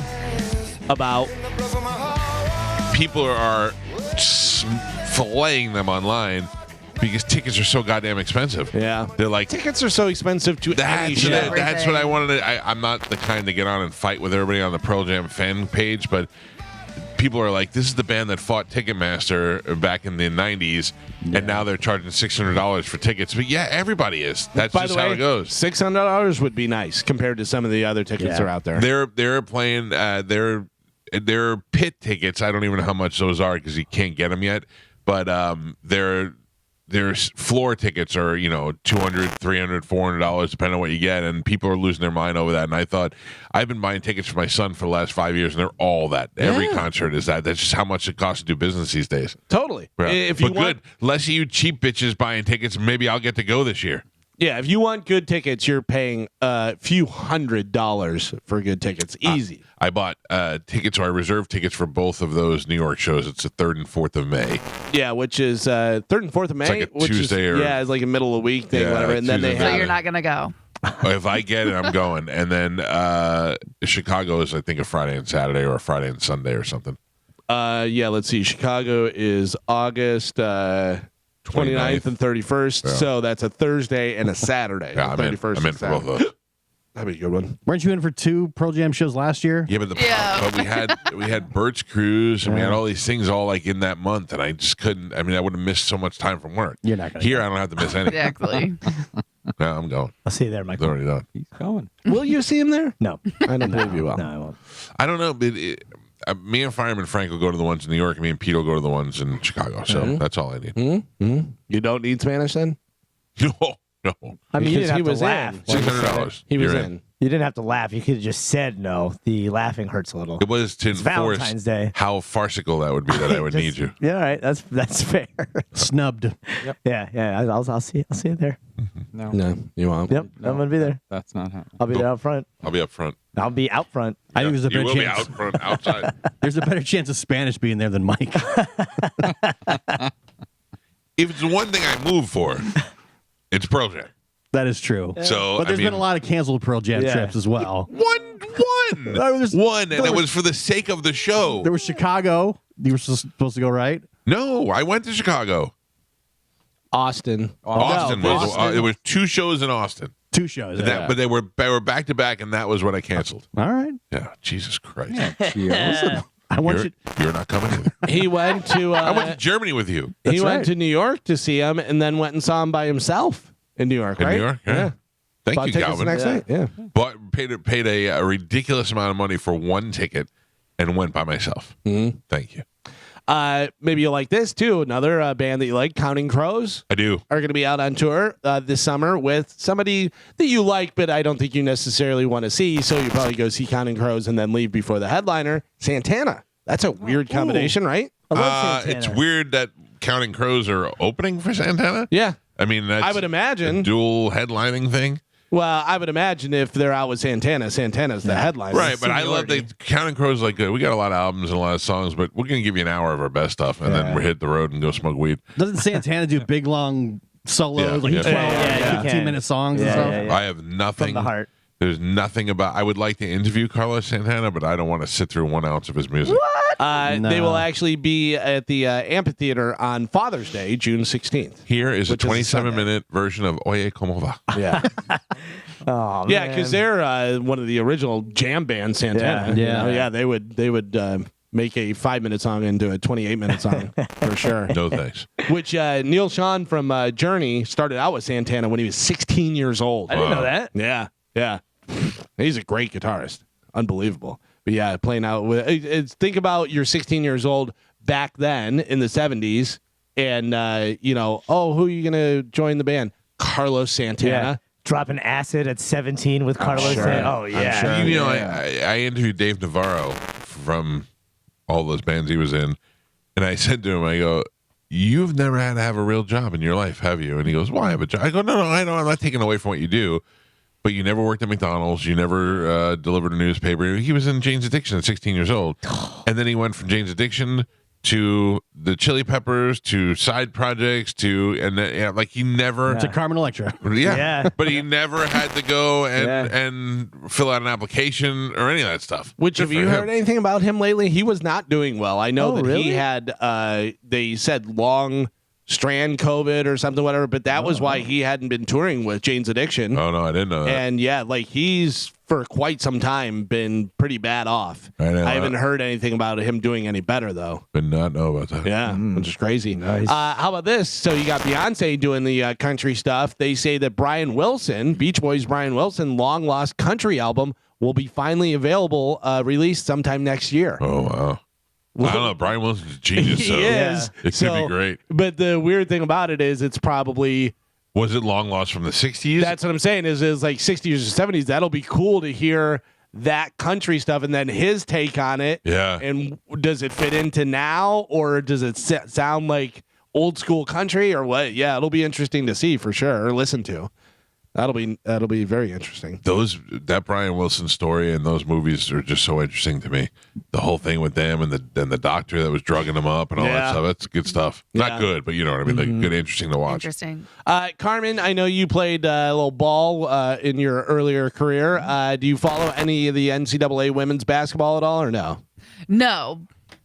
No, I don't. But I know, I know some of the stars. I know some of the names of the people. Caitlin Clark. Yes. Iowa star Caitlin Clark might break the NCAA women's basketball scoring record tomorrow night. The ticket prices for the game have reached near record levels because they're expecting. Still less than program. But she's gonna break it. She only needs 8 points. Yeah. Well, you say that, but I wonder what the odds are for that. We'll see what happens. Oh, By the way, Galvin's betting on things left and right, man. Carmen. She's gonna do it. Carmen, I have not been to a basketball game since the Bulls with Jordan and Pippen and all those guys back in Chicago. And then I, for a little while, followed Coach Jackson over to the Lakers. I was like, all right, well, they blew up the Bulls team. I like Phil Jackson. I'll watch the Lakers a little bit. But I mean, it's literally been I can't even remember the last time I watched a basketball game. Right. I've been getting into basketball. Yeah. And No, you haven't. If you're gambling, I've been betting Yeah. on basketball. Right. Yeah. That's March true. Madness is coming up. That's huge for It makes gambling. it so much more interesting. I was watching the Celtics last night, and they were playing against the Nets, who they've beat in last 6 games. They beat them really bad. So one of their star players, and I can't even remember his name now, Jalen. I don't watch basketball. Jason. I don't know. I forget what his name We is. wouldn't know. But anyways, the over was 29.5 points, so I bet the over for him. Halftime, he had 31 points. I was like, all right, let's go zero. Let's go, baby. I was gonna say, if you want to bet, I would bet on Caitlin Clark breaking the record in the first Yeah, but I don't think quarter. that's going to be. There's no money to be made. There's no there. money Yeah, to be made. no. The bet is that she won't, and then have somebody take her out. I was betting on ping pong yesterday. What is I won 2 table tennis How are you parlays. betting? What do you know about? What do they tell you? What is the? No, well, you just randomly picking things? Yeah, randomly pick. I was picking the favorites to Like win. I did with the horses. Yeah, so I had an 8-bet parlay going through, and I just picked all the favorites, and I lost by 1. Oh, but you that's can so watch funny. the game in the Hard Rock app while you're doing Yeah, it. yeah. So I'm like, this guy looks like he's going to win, so I just bet on it, and I won a couple times. Where are these happening? Here in America? No, that was overseas. I was betting on world basketball and stuff. But yeah, it's cool because you can bet on the ping pong, the table tennis, and You can then bet on pickleball. and watch it in the app. Hey, you have a pen? Yeah. Write this down. 8. 8. 8. Admit it. 8. Admit it. In case you need that later. All right, I got it. I'm putting it right here. I was betting whether they would make or miss 3-pointers. I bet $50 on the Thunder to miss their next 3-pointer after the score was 77-63, and won $200 on that. That's $50 or $200. $50 or $200. Yeah, because you have to. That next shot has to be a 3, and they have to miss it. So so like you're can, betting on the go, basically. Yeah. I bet for the next field goal attempt outcome to be a what was it? It was plus 500. What was the a made 3, and I bet 25 and won 150 on that. Hilarious. Yeah. During the NFL, that's where I was winning the most, was guessing what the next drive, the outcome would be. Yeah, that's the best. Yeah, whether it's going to be a turnover. Turnover is usually the highest. Yeah, field goal, whatever. Goal, touchdown. Jason Tatum, by the way, does 0 for Celtics. He's the one who wound up going off last night, and it was crazy. I bet the over for his points, but then I bet the under on rebounds and assists, and did not get that. So funny. Yeah. We got we can bet table tennis right now. Oh, get in. Let's go. Yeah, baby. All right, tell me what we have. We've got Creel Francisek and Kay Kapik.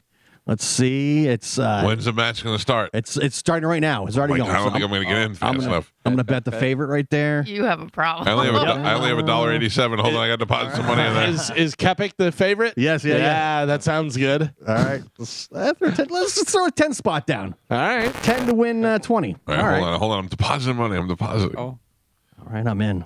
So he's plus 100 and he's the favorite? I put down $10. Let's see. Yeah. Where do you find table tennis? Put it up top there, starting now. Yeah, where it says live now. That's where I did it. Okay. All right, And hold then on. click on table tennis. PBA Commissioner Cup? No, table tennis. The Elite Series. Oh yeah. It's 11 to 8 right now. So you got I got 10 on Frantisek versus Kapik? Yes. Yeah, Kapik's plus 160 right now. I'm going to take Kapik. Hell yeah. I'm going to take Kapik. Frantisek already won one game and is up 11 to 8 right Yeah, now. we're jumping in mid game. Yeah. Which kind of hurts our Second odds. set. This is best. This is What's so the awesome. score? It's 11 to 8. Oh, hold on. No, that was the game. That's game. So now it's 1. Oh, I just placed a bet. What did I just do? Uh-oh. I don't know. Man, it just the Parlay. Well, you got to win the set. I'm assuming that table tennis is like regular tennis where you have to best of, Sure. This is great. I got Colin Kaepernick. Nope.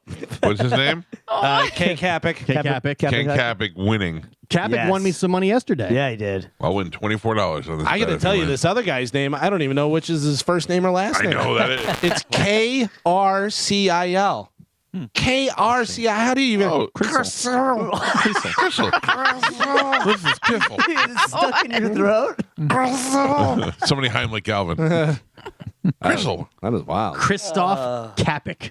Oh, come on, Christoph Kaepernick. Double K. K2. K. Yeah. Let's go K2.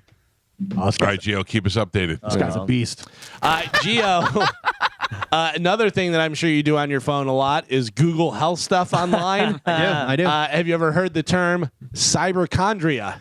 Oh. That's when you obsessively Google health stuff online. Oh. As someone looked up the top health questions people have in all 50 states and Google other states and stuff. In Alabama, they want to know, how do you get monkeypox? You know. Trying to get it. You know how. And also, why do I sweat in my sleep? Yeah. Arkansas is wondering what causes hemorrhoids. In Mississippi, they're asking about what are hemorrhoids. Florida has what is ass lightning? Yeah.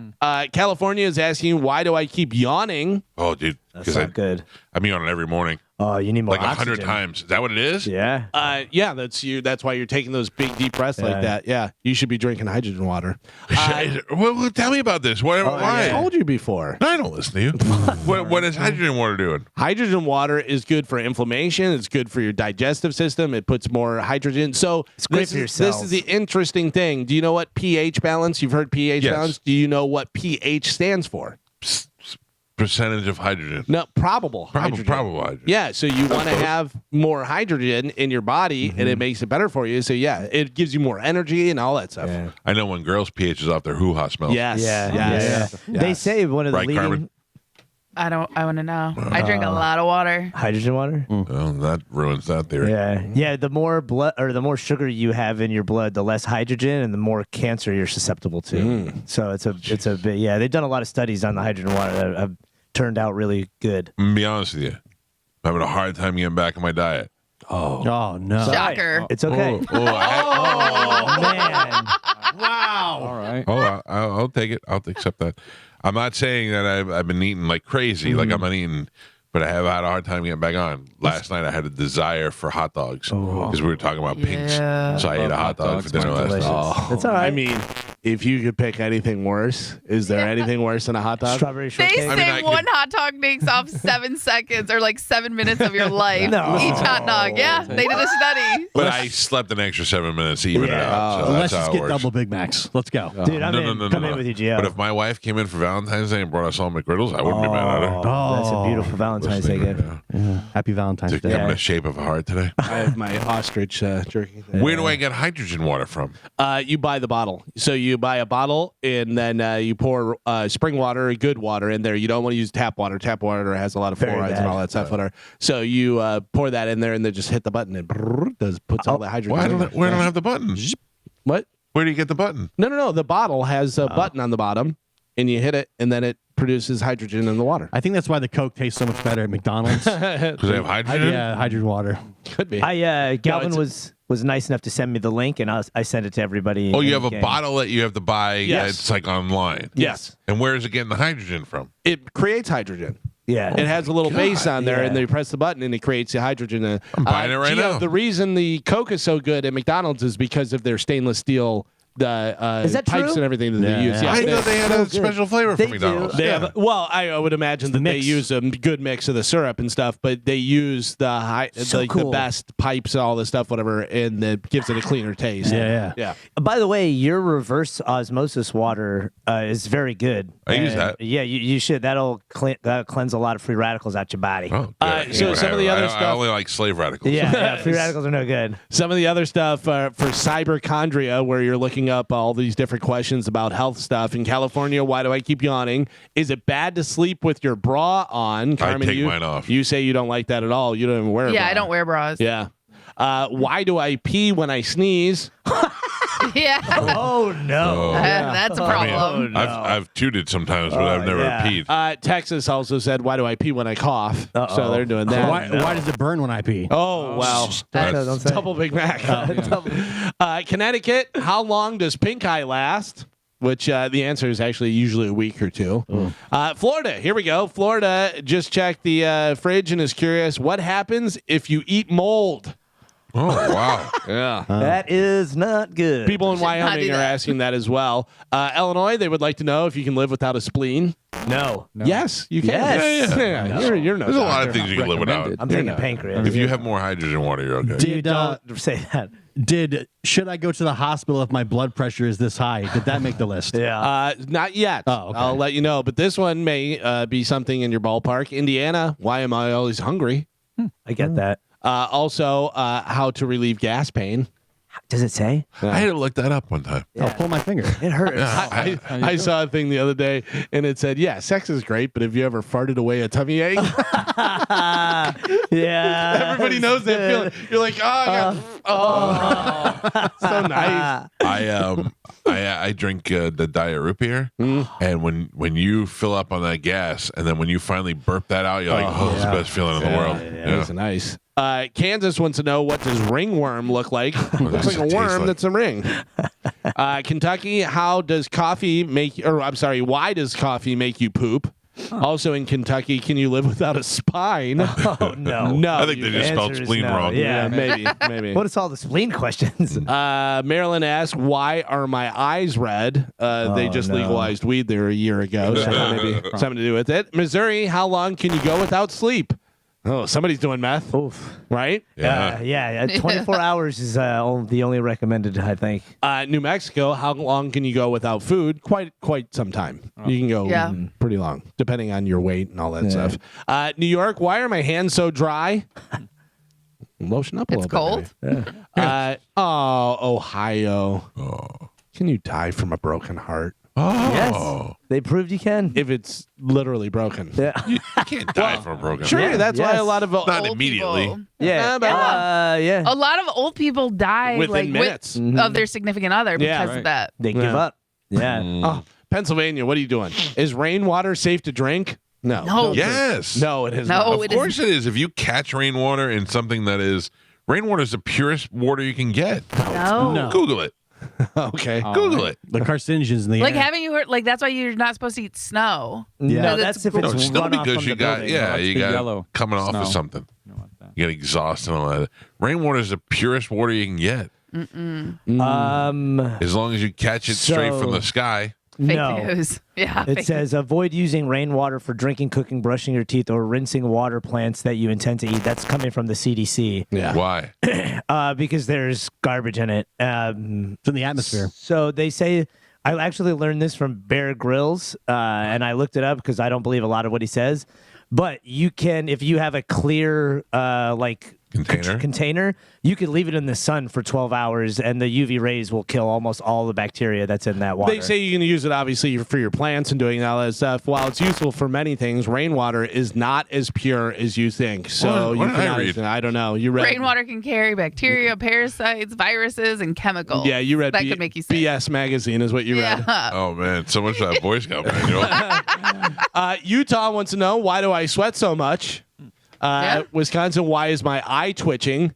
Oh, That's a common one. Yeah. Most of that's potassium. really? I don't know. I thought rainwater was good. Don't listen to him. Don't listen. I heard that's twitching and all that is Yeah, potassium. because my eyebrow will twitch, and I gotta eat a banana. Well, they say that with cramps, is potassium. You're low on potassium, whatever. But I don't know. Eye twitching maybe too. They say actually pour a little rainwater in. Yep.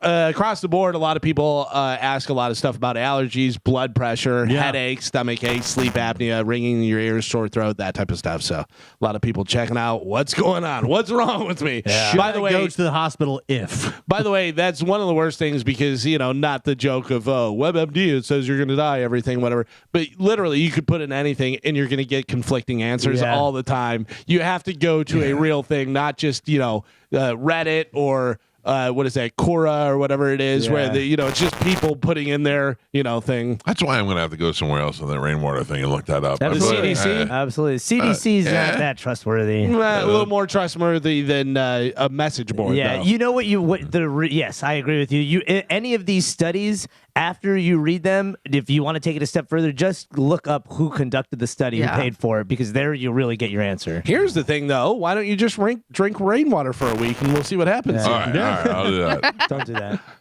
All right. Will I am. Mike die from drinking rainwater before Gio wins a bet on table tennis? How did I do? Is it over yet? No, it's still going on. What's the score? Looks like 2-6. No, I don't understand what I'm looking Well, at. it's got to be sets, I think, is the way that they do it. So, Yeah. Love. Ace. right. Advantage. It's not looking Advantage. good for Christoph. Oh, really? Come on, Chris. Come on, Kaepernick. Get it together, K. man. What's the score? I can't see. You've gone blind? What is going on? 2-1. All right. Out of what? Sets? What does it play that out sets? of? It's in the third set, fourth set. He doesn't know. He's so confused. All right, hold on. Let me take a look. I don't know anything about table tennis. Table tennis. All right, so here's Capic.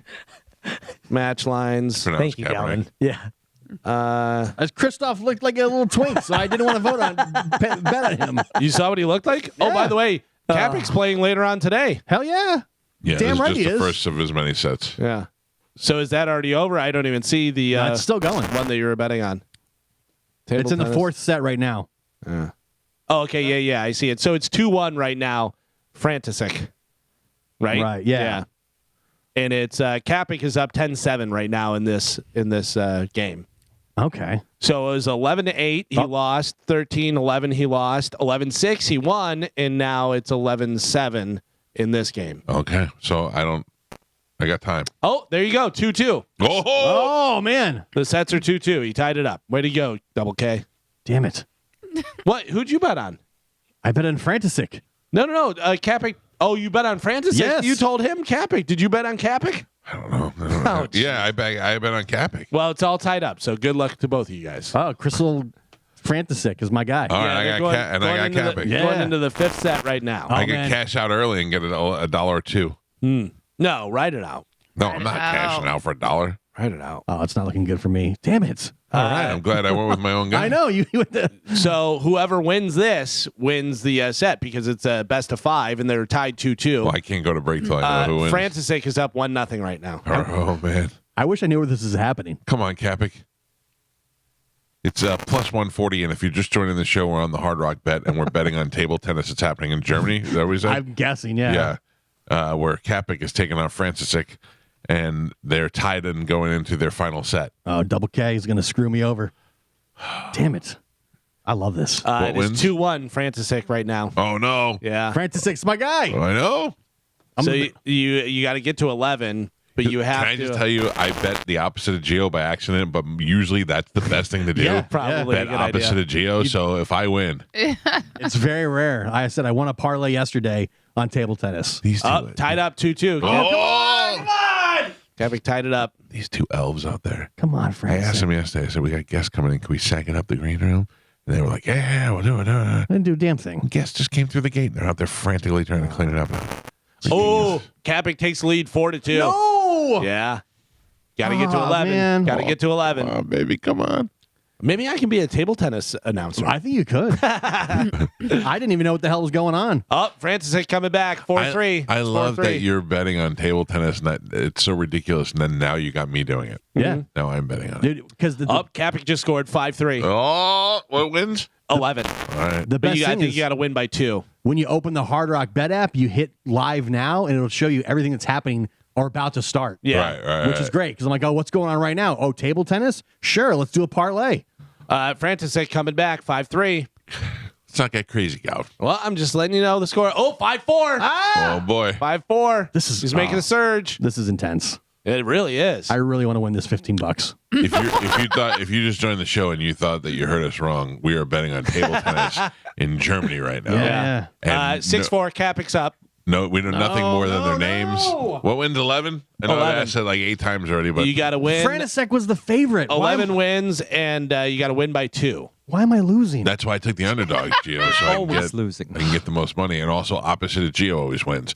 If you want to know what to bet on, Gio, we should do Gio's lock of the week. You lock in really a game, should. and we just bet the opposite of Right. it every Friday. For football, for sure. For anything. Anything, yeah. Anything. Gio, what do you got on the Bulls and Pacers tonight? I'm gonna take the Pacers plus 12. Bet the Cappick's Bulls. running away with it 7-4. Whoa! How does this happen? I don't understand how this happens to me. I do. 'Cause you suck. stink. Spanish, will you go greet our guests to the outside because they don't know where they're going, and put them in the green room, and they're early. So, Oh my God! I am watching live, and they are crushing this ball. It is unbelievable, and they're doing it from like the side of the table, and they're running back and forth. It's like Forrest Gump, and then when he's doing the Oh, he just hit it into the net and threw his thing down, his paddle. he mad? Yeah, he just hit it in the net. Frantic or Cappy? I don't know which one it was. Oh, it must have been Cappick because it's 8-4 now. It's 8-4 now. Oh, 8-4. We're running away with this. Let's see. Frantisek, that's my guy. Come on. Oh, he literally is walking away from the table. Now he just picked his paddle back up. Pissed. Come on, Cappy. Get it together. Frantisek is serving. Capasek hits it back. Frantisek. Capasek. Oh, that's a point. Frantisek. No. I don't even know how to say his name. How do I watch it, Gio? We hit stream now. Oh, I don't know. Is it over? Did I win? I don't This think is so. day 5. No. This is you. Oh man. Oh my God, where'd it go? Oh, look. I just lost it. Yeah, so did I. This is great. Is it over? Elite Series. Oh, Joe's got it on Bone TV. No, I don't. No, I You had don't. me for a second. I was like that. I was going to be like, that's Frank Caliendo. What are you talking about? That's so impressive. It must be over. No. It can't be over because it was. Is it halftime? No. Hold on. Table no, tennis. it's over. I won. Capasek won? It's over. Capic. No. Oh, Capic won. Capic. I won. Yay! $24. Oh, that's awesome. How much did you Gio, bet? tell me what you're going to bet next so I can bet against it. I bet $10 and I won 24. Oh, nice. Yeah. Nice. Yeah, it's Why? awesome. Cool. A lot of fun. How much did you bet, Gio? I mean, I only threw down $5, but still. So What would you Cappick have was won? plus 140. I think I was going to win like 20. Whew. Oh, this is my new job now. But isn't it thrilling? Even though it's only $24, isn't that the greatest? No, it's the thrilling part. It's just watching it. At the end of the day, when you win, you're like, oh, whatever. So later on in the day, there'll be more matches at the same time, so you can start rolling the parlays. Cappick plays later on. Yeah. In fact, he has a thing coming up at 8:40. I can't believe I lost. I told you to bet, and I picked the wrong guy. Yeah. Oh, I picked the right guy, and I am breakfast on me. Oh. One day, not today. That Owe me sucks. $10 whole dollars. That's stupid. What'd you do? I said, Gio owes me $10 now. Oh. I just lost it all. You lost too? Yeah. Hey, you should have followed my bet. Oh. You didn't bet. No, I don't have any money right now. What's wrong with you? What? I You don't have any got money? Valentine's Day plans. What are you doing? Nothing. Did you spend all your money on Valentine's? No, I wrote her like a love letter. She asked. Did you for write what us she asked for. Valentine's Day I poems? did. Yeah. You wrote one for all of us? All of you. Will you read one before we go to break? Yeah. Who's you want me to read? Calvin. Oh. Okay. Do you need music? Well, I thought I was gonna hand them to you guys for you guys to read, but I'll read it if you want. Oh, I don't Yeah, mind. yeah. And I was gonna I'll send Carmen hers, obviously. Do you want to do one before we go to break? Sure. Yeah. Hold on. You should read it. Do you want me to read it or do you want you to read it? It's up to you guys. Whatever you think will be more embarrassing for me. Spanish reads it. Damn you, Carmen. I can't believe I lost. You can't? I find it easy to believe. Yeah, right? All right, it was going to be easy money. Pick the favorite. Pick the favorite. What do we decide? We're doing. I'll read it. I'll read it if that way you know. Better Well, not from be, the heart. better not be jokey. It better be serious. It might be both. I don't like it. All right, you ready? Who's Yeah. this? This is Galvin. Okay. Look at me. Oh, Galvin. From perfect calves to runner's nips, pure perfection you didn't miss. Laughs that you give with a side of pure hate, reminding me always that I'm good but not great. Thank you for the love when I needed it most, especially when I felt like a ghost. Thank you, Spanish. You're welcome. I can be honest. I want more now. Happy Valentine's Day. Happy Valentine's Day. Who's do you want me to read now? I mean, maybe Gio. All right, hold on. Geo's I have on my phone. Oh, High tech. High tech. special. Let's see. Why did Okay. some people get on paper and some people got on your phone? Because Geo's was the first one that I wrote, and then I wrote the rest yesterday on the pier. What were you doing on the pier? Writing poetry. What else do you do on the pier? Queer. You're queer on the pier. All right. All right, Geo, you ready? I'm going to look at you. Oh, Geo. Roses are red, violets are blue. You say we're not friends, but I know that's not true. You grew up on the front porch with a stepfather you despised. Back porch. Today you should be proud of yourself for becoming a father that you never had. Your kids love you a bunch, maybe Jamie not so much. Despite your relentless negativity, your sense of humor really ties the room together, man. It's horrible. They didn't rhyme anything. Yeah, it's bad. They don't have to rhyme. I know, but It's poetry. all right. I don't like it. All right, might as well keep All going. right, who's- We're now in who's this do you now. want me to do? I guess Is it Carmen. poetry or just letters? Yeah, I don't accept yours. It's poetry. That's fine. You don't have to. Rejected No, it. I Yeah, don't do that's that. fine. I don't accept that. I don't care. Wait, that's allowed? All right. All right, I'll do Carmen's. Oh, Carmen, growing up with you has really been sweet. Who knew a non-sibling could be such a life treat, even if she smells somewhat like feet. Your advice always lands, and you remind me that I wouldn't be here if it wasn't for people like you. Your friendly check-ins, even if once a week, keep me grounded in knowing I'm worth it for me. Thank you, and I love you. No, that was gross because it's kind of serious. Yeah. But it's That was also sweet, but I don't know why you needed to put feet in there. Well, you know, You I know smell why. like you know I smell like tacos. If it doesn't have to rhyme, Maybe- yeah, All right. Maybe all the right. feet's the part nobody wants to tell you. Yeah, well, You're- listen, it's my poems. you're also reading it in like a rhyming pattern, but it doesn't rhyme. Right. Yeah, it doesn't have. They don't have to rhyme. No, I know, but you're reading in a rhyming pattern, so that then it throws off Throws you off a little bit. whenever you're not rhyming. Expect it. That's fine. Yeah, yeah. I wrote one for Carmen as well. Oh, no. Do you want to do? Yeah. Oh, Carmen. Oh, Carmen. You remind me of Helen Hunt. But unfortunately, you're way more of a. No. Oh yeah. Guess what? Galvin already did that one. Good one. Way to rip it off, loser. Valentine. Can't even come up with your own diss. All right. How about you, not a Joe? Okay. I don't like it already. Yeah, it's going to be horrible. Oh, Pap. A shoulder to cry on, you never did judge. No matter how wet, you never did budge. A gun in my mouth, a knock at the door. Oh, my God. My sanity a friend could only restore. A thank you's not enough for what you have done, but thank you for yanking me back into the sun. I love you. Whew. Gun in the mouth. Yeah, I assume you have one for me? Yep. Oh, Mike. A meerkat in the hallway was all I had been until you saw me pop up, and our trip to Jacksonville would make us like kin. Over the years, you'd watch me grow and forever screw up. All the while, you'd never lose sight of that kid from Fort Lauderdale who took a taser from Steve-O up the... So thank you, big brother, of whom I'd never ask, for not giving up on my Puerto Rican ass. I love you. Gross. Yeah. You're welcome, everybody. Gross. You're welcome. Oof. We got to cleanse this I don't know. The music's segment of pretty the nice. show with manly stuff. When we come back from break, we're going to have a guy in here who was a genuine prisoner of war for 444 days. He was held a captive. He is a Marine. He is retired and has dedicated his life to working to serve other Marines. He'll be here along with our friends from Budweiser to represent Folds of Honor.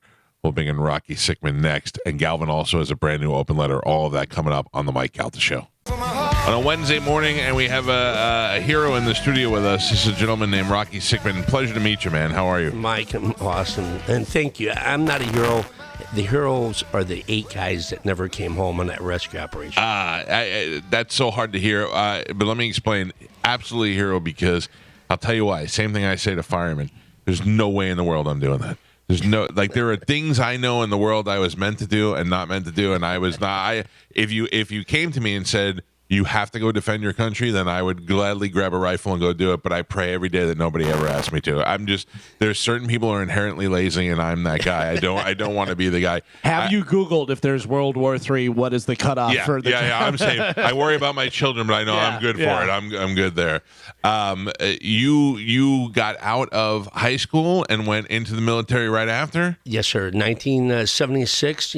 There was no war. It was right after Vietnam, and I thought I wanted to see the world. I came from a small town of 50, and that was dogs and cats included, and so I wanted to see the world, and the world I saw. And you did you think like I'll get on a plane after one crashes because this is when it's going to crash? Did you feel that way? Were you like, I'm Vietnam lasted, it went through the whole thing, I should be safe here? Yeah, absolutely. Yeah. I thought nothing was going to happen to this little kid from Crockwell, Missouri. Wow. And first thing you join, and then how long? First of all, how was boot camp? Worse than you thought it was going to be? You know what? I thought I was in shape, but little did I realize that the Marine Corps took you and rebuilt you. They broke down every muscle. Went to San Diego and boot camp. My father, he cried that morning when I left, Mike, and I never could understand why my father was crying. It wasn't until I got into boot camp that I realized he knew more than I did. And I prayed for the next 13 weeks. I couldn't wait to get on that airplane. But I tell you what, because of that boot camp, it really helped me make it through the darkest times of my life. Oh, I'm sure. I mean, they prepare you for those sort of things. I mean, I only know what I've seen of boot camp through movies, and I don't know how accurate that is, but when you watch movies like Full Metal Jacket, you got to imagine it was probably similar to that. Oh, yes. Yeah. And then you get in, and what's the first thing they have you doing? Well, I become an 0311, which is infantry, and because I wanted to see the world, so I went to 3-4, which was in Okinawa, Japan, spent a year in Europe, came back and got connected with 2-8 in Camp Geiger, North Carolina, went to Europe, and came back, and then I wanted to be an So you're out, right now you're getting what you wanted. You got to see Okinawa, you got to see Europe, you got to see, you got around. Incredible. And then I wanted to become a Marine security guard, which is a very elite duty. You're paid by the Marine Corps, paid by the State Department to protect an American embassy around the world. And what embassy did you hope to go for before you ended up in Tehran? Well, I was hoping for Paris. Because, you spend typically 3 years in a hardship and 3 years in a good post. Okay. Well, I had just graduated. My parents were there. My girlfriend was there, which just so happened to now be my wonderful wife of 43 Really, years. after all these years, good for you. She waited for me for 444 days. But they had talked about Iran because the American embassy in Iran, Mike, in 1979 was attacked and eventually it was closed. Right. And then they reopened it around April of 1979. I get there October 7th. Now, when you hear that you're going to Iran, what do you think? That's not probably the part of the world you wanted to see. You know, Mike, I was a young, naive Marine, Right. 22 years of age, and I really didn't know much. Had never really researched Iran. Didn't have time to research because I was on an airplane and I was over there immediately. Yeah. So you get there, and what are your duties? What do you have to do right away? Yeah, so as a Marine security guard, your responsibility is to provide protection for the inside perimeter, which was, we had a 23-acre compound to protect personnel, property, and documents of the American government. The outside perimeter of the American embassy, Mike, is protected by the host government. Okay. But I can tell you that morning there was no. So the Iranian government takes care of the outside, and then you take care of the inside. So that day when they want to let people come in and attack, they just let them come right in. Mike, I will go to my grave. Did you see the movie Argo? Yes, with Ben Affleck. Yes. Yep. And my son was in that movie. I got to speak to the cast, but I didn't know it was being created until halfway through. But as I told Ben and the staff that morning, November 4th, I'm walking into the motor pool gate 30 yards away, and all of a sudden, you can hear the demonstration.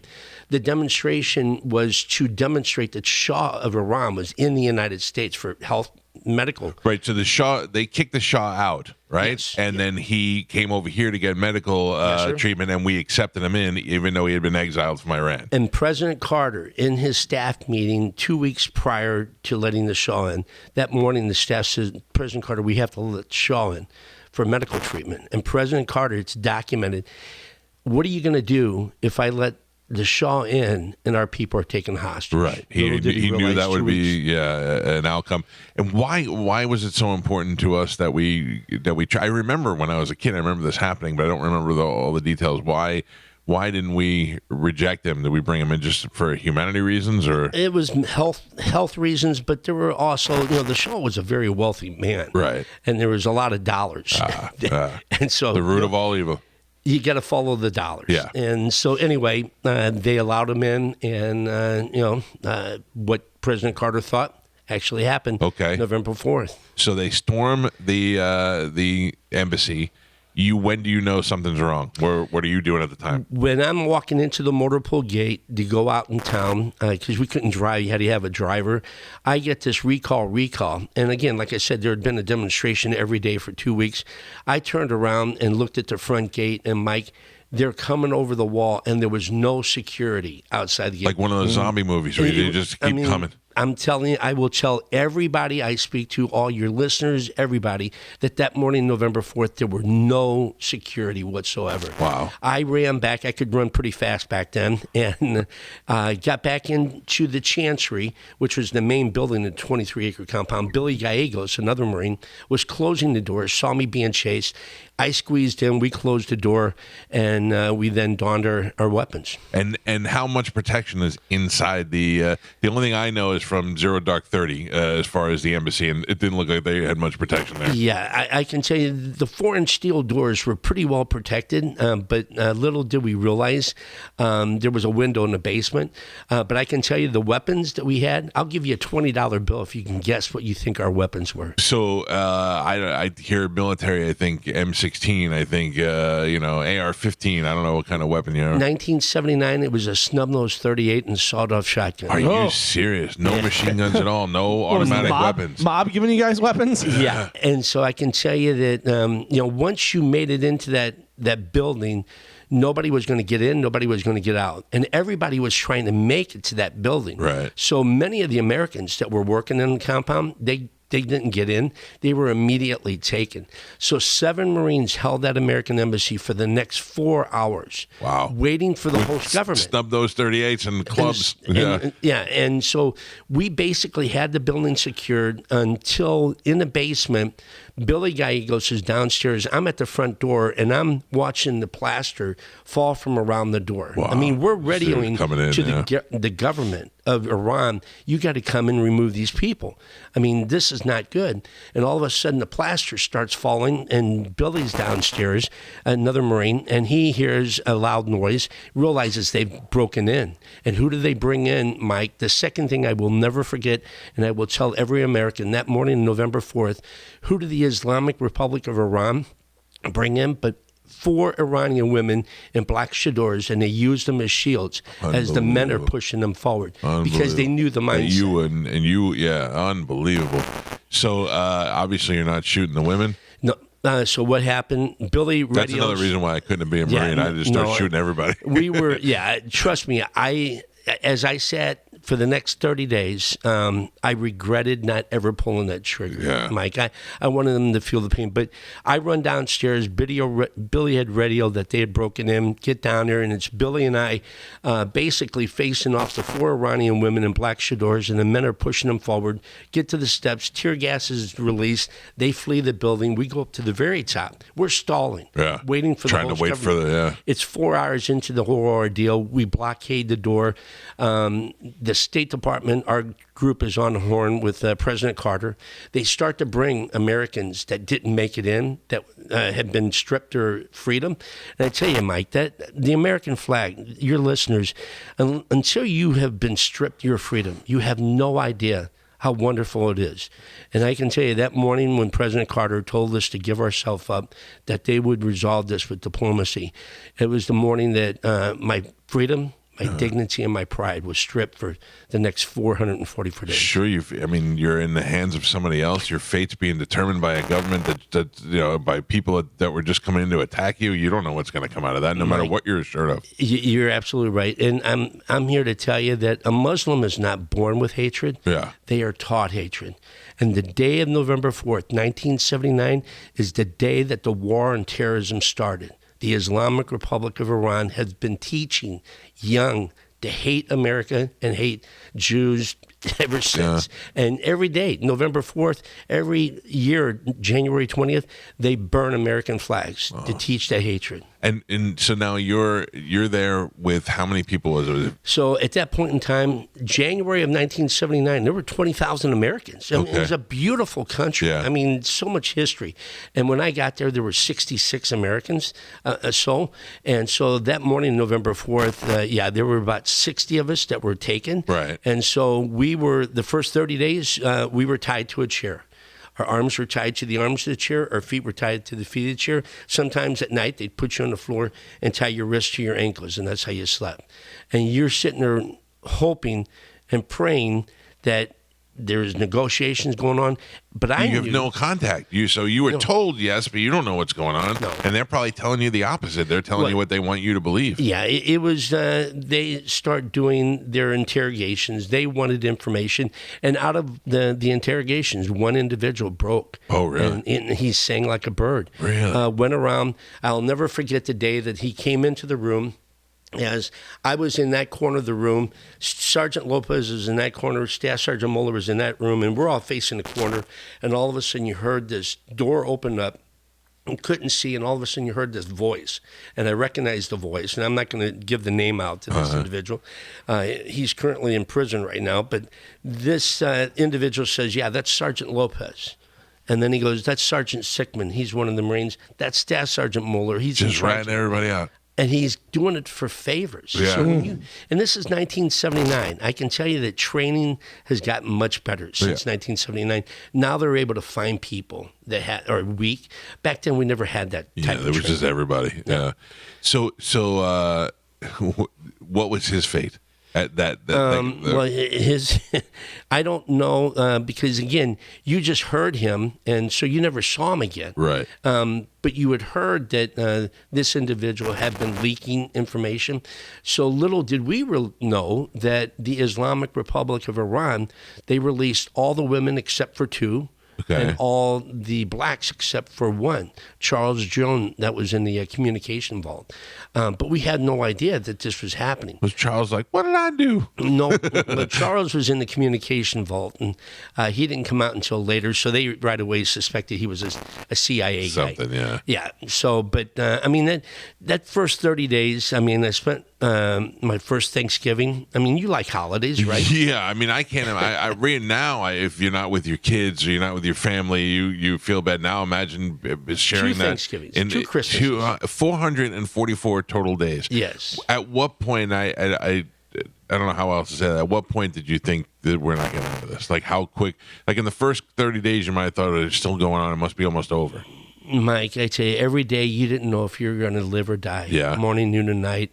And I spent my first Thanksgiving tied to a chair, first Christmas, and then I was put into a room about the size of your studio with two other people for the next 400 days. And Billy Gallegos, that Marine that I was telling you about, and Jerry Plotkin. Jerry Plotkin was the only American civilian. I mean, there's a great story I was telling Mike earlier about Jerry. He was a merchant. He was in the wrong place, the wrong time. Ooh. Jerry was from the Bronx. Right. He was Jewish, and he was carrying $250,000 in a briefcase that morning, November 4th. Wow. He was supposed to be in the Visa building, which was on the backside. That morning, we're attacked. We say, hey, sir, back away. And he's with a Korean. Little did we realize that Jerry's business, his brother owned a headhunting service that hired Koreans to work the minefield. Jerry was to get his visa stamped over at the Visa building, and he was to go to the airport. Wrong place, wrong time. Jeez. They released a Korean. They kept Jerry because he was Jewish, and he was carrying $250,000 in cash. Wow. So we spent the next 400 days. April 25th, 1980, all of a sudden, I mean, you're locked in a room. If you have to go to the room, or restroom, you'd have to knock on the door, put a piece of paper underneath the door, and then come and blindfold you to take you to the restroom. I'm glad you said that because I've been thinking this the whole time. Where are they going to the bathroom? I need to know these things. Yeah, I mean, and if they didn't let you go to the restroom, you had to have a can in your room. Yeah. And we didn't go outside but 7 times out of 444 days. Wow. Walking from my car this morning up to your studio here, I mean, you take it for granted, freedom. I mean, my finger was my toothbrush. A bar of soap was my toothpaste. Wow. Every morning I take a shower. You know why? I can. Yeah. Because I didn't get to take a shower for the first probably 2 months. And it's, you used to bird bath. Yeah. You clean yourself. And that's where the Marine Corps taught you how to live in the worst conditions. But April 25th, Mike, is when obviously I had no idea that 8 individuals lost their life on an attempted rescue operation. We as hostages, we'd faced the fact that we were just going to be there forever. Right. And I mean, many of my colleagues tried to commit suicide while they were there. The good thing is Billy and I were young. Jerry was older, and we talked through many issues. But that day of April 25th, you could tell something was happening because they were running back and forth in the corridor, and through the broken window in the back of the embassy, you could hear cars strewn around. By that evening, they came running into our room, and whenever that door opened, you didn't know if they were going to come in and start shooting. Could be the last day, yeah. They come running in, handcuffed, my left hand to Jerry, my right hand to Billy. They blindfold us, and they take us down to the back of the embassy, put us into a vehicle, handcuff Jerry to the left side, handcuff Billy to the right side. We're handcuffed, blindfolded. They take a picture of us, and then they put a blanket over top of us. Little did we realize that they had found the charred bodies of those 8 servicemen in the desert. These 8, along with 90 other individuals, made it into the heart of Iran to try to attempt a rescue operation. It failed. When they found the charred bodies, the C-130, the CH-53, the Iranians knew then that America was trying to rescue us. So we were all in the chancery the morning of April 25th. By that evening, we were scattered throughout the country. So they never could find us. Wow. And are you losing all hope at this point? Yeah, there was no light at the end of that tunnel. Did you? Was it like in Vietnam? How we know that there was POWs there, forever? Were you thinking about that? That that this could be our fate forever. Well, yeah. Again, for me, being a young, naive kid, the holidays, that first Thanksgiving, that first Christmas, you thought a humanitarian gesture, Mike. Yeah. It didn't happen. You thought, you were going to be there for a long period of time. And like I said, they never let us go out and do anything. I guess they always figured that we'd try to escape, which we would try. Right. But we were locked in that room. I mean, I hate going to a zoo. Yeah. Because when I see an animal locked in a cage, that's what we were relate for to 444 days. What a horrible. I mean, in addition to the physical aspects of it, psychologically, it had to be so damaging. It was, and as I was telling Mike earlier, I mean, I might look normal on the outside, but I'm all messed up on the inside. That's what I was going to ask you. How much after effect have you had to deal with? It's one of those things. We spent our second Thanksgiving, second Christmas since January 20th, 1981, and I mean, never did I ever. I prayed so hard in my life, and my mother, being a staunch Catholic, she said, you pray because someday you're going to need God. Mm-hmm. And so, you know what? She was so right. And so I prayed, and sure enough, that day of January 20th came. We were in this location. They had taken our shoes from us, so we could not escape. Yeah. And so January 20th, 1981, they come running into our room and blindfold us. And they take us from the room, and instead of going right the direction we came in, they turn left, and all of a sudden I'm the first one, and he turns me, opens the door, and you feel this cold, fresh air, something you hadn't felt for so long. Walk out, and I'm stepping in the snow, something I hadn't felt for 2 years. Right. And all of a sudden, I'm walking through the snow with my open-toed shoes, and I remember opening my mouth, and the snow is coming in, and they put me onto a vehicle. And all of a sudden, the vehicle, it pulls off, it scrapes the right side of the tree, jumps a curb, it turns right, and about 30 minutes later, all of a sudden, it makes a right-hand turn, and you hear a sound of an airplane. Oh. And I mean, your heart is pounding because this is something you had prayed for. Yeah. You had cried for, you had hoped for. And all of a sudden, the force of the jet is pushing against the vehicle that we were in. And I didn't have glasses then, didn't have hearing aids then, and they tell us to unblindfold. And you start to slowly unblindfold, and here you are looking at people that you hadn't seen since November 4th. Didn't know who was alive, didn't know. No. Yeah. You look bad, you smell bad, and you're like in shock. And they start taking us one by one, and they put us on the back of the airplane. And I walk up, and I hadn't seen a woman in 444 days. And here's this pretty little stewardess, and she's not speaking English, it's broken English, Algerian. Yeah. And she says, please come, you must sit down.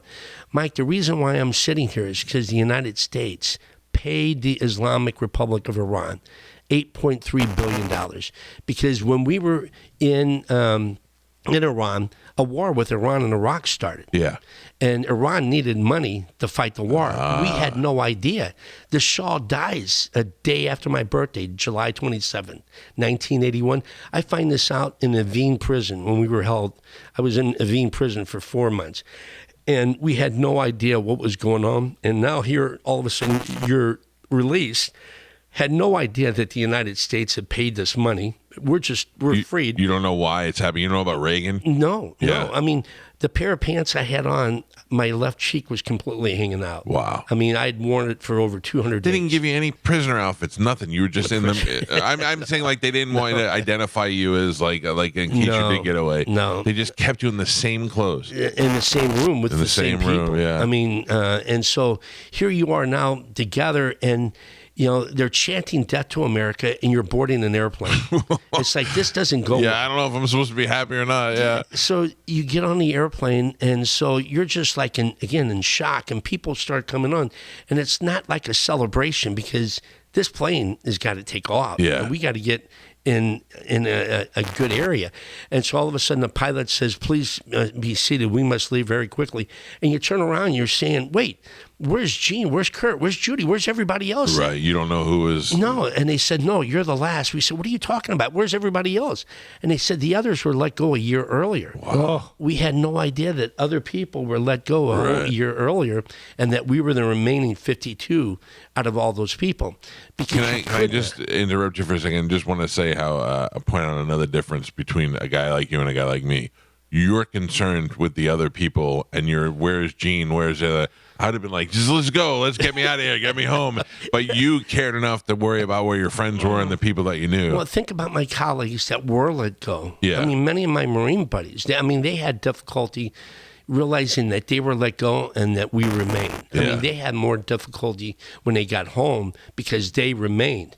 So anyway, the pilot comes on and says, please be seated, we must leave. And he taxis down. They've been sitting there living on that airplane for 3 days. Oh, just waiting for that. Yeah, because the two C-130s arrived with $8.3 billion in gold on January 17th. Oh. That airplane was supposed to land, and the Islamic Republic of Iran was supposed to release the hostages, but they said, no, we will release the hostages when we want. And in our interrogations, Mike, they told us, it is not you, the American people, we hate, it's your government, but we will use you to humiliate your government. And that's what they were doing to Carter. So we get to the end of the runway, and we're on this plane, and just sitting there, I'm grabbing the armrest, and all of a sudden, he starts throttling the plane, shaking, all of a sudden, and comes back down to an idle. Through the mock firing squads, through the Russian roulette, here they are screwing with us one last time. Yeah. They turn the runway lights off. And the pilot comes on and says, they've got the lights off. We're trying to get the lights on.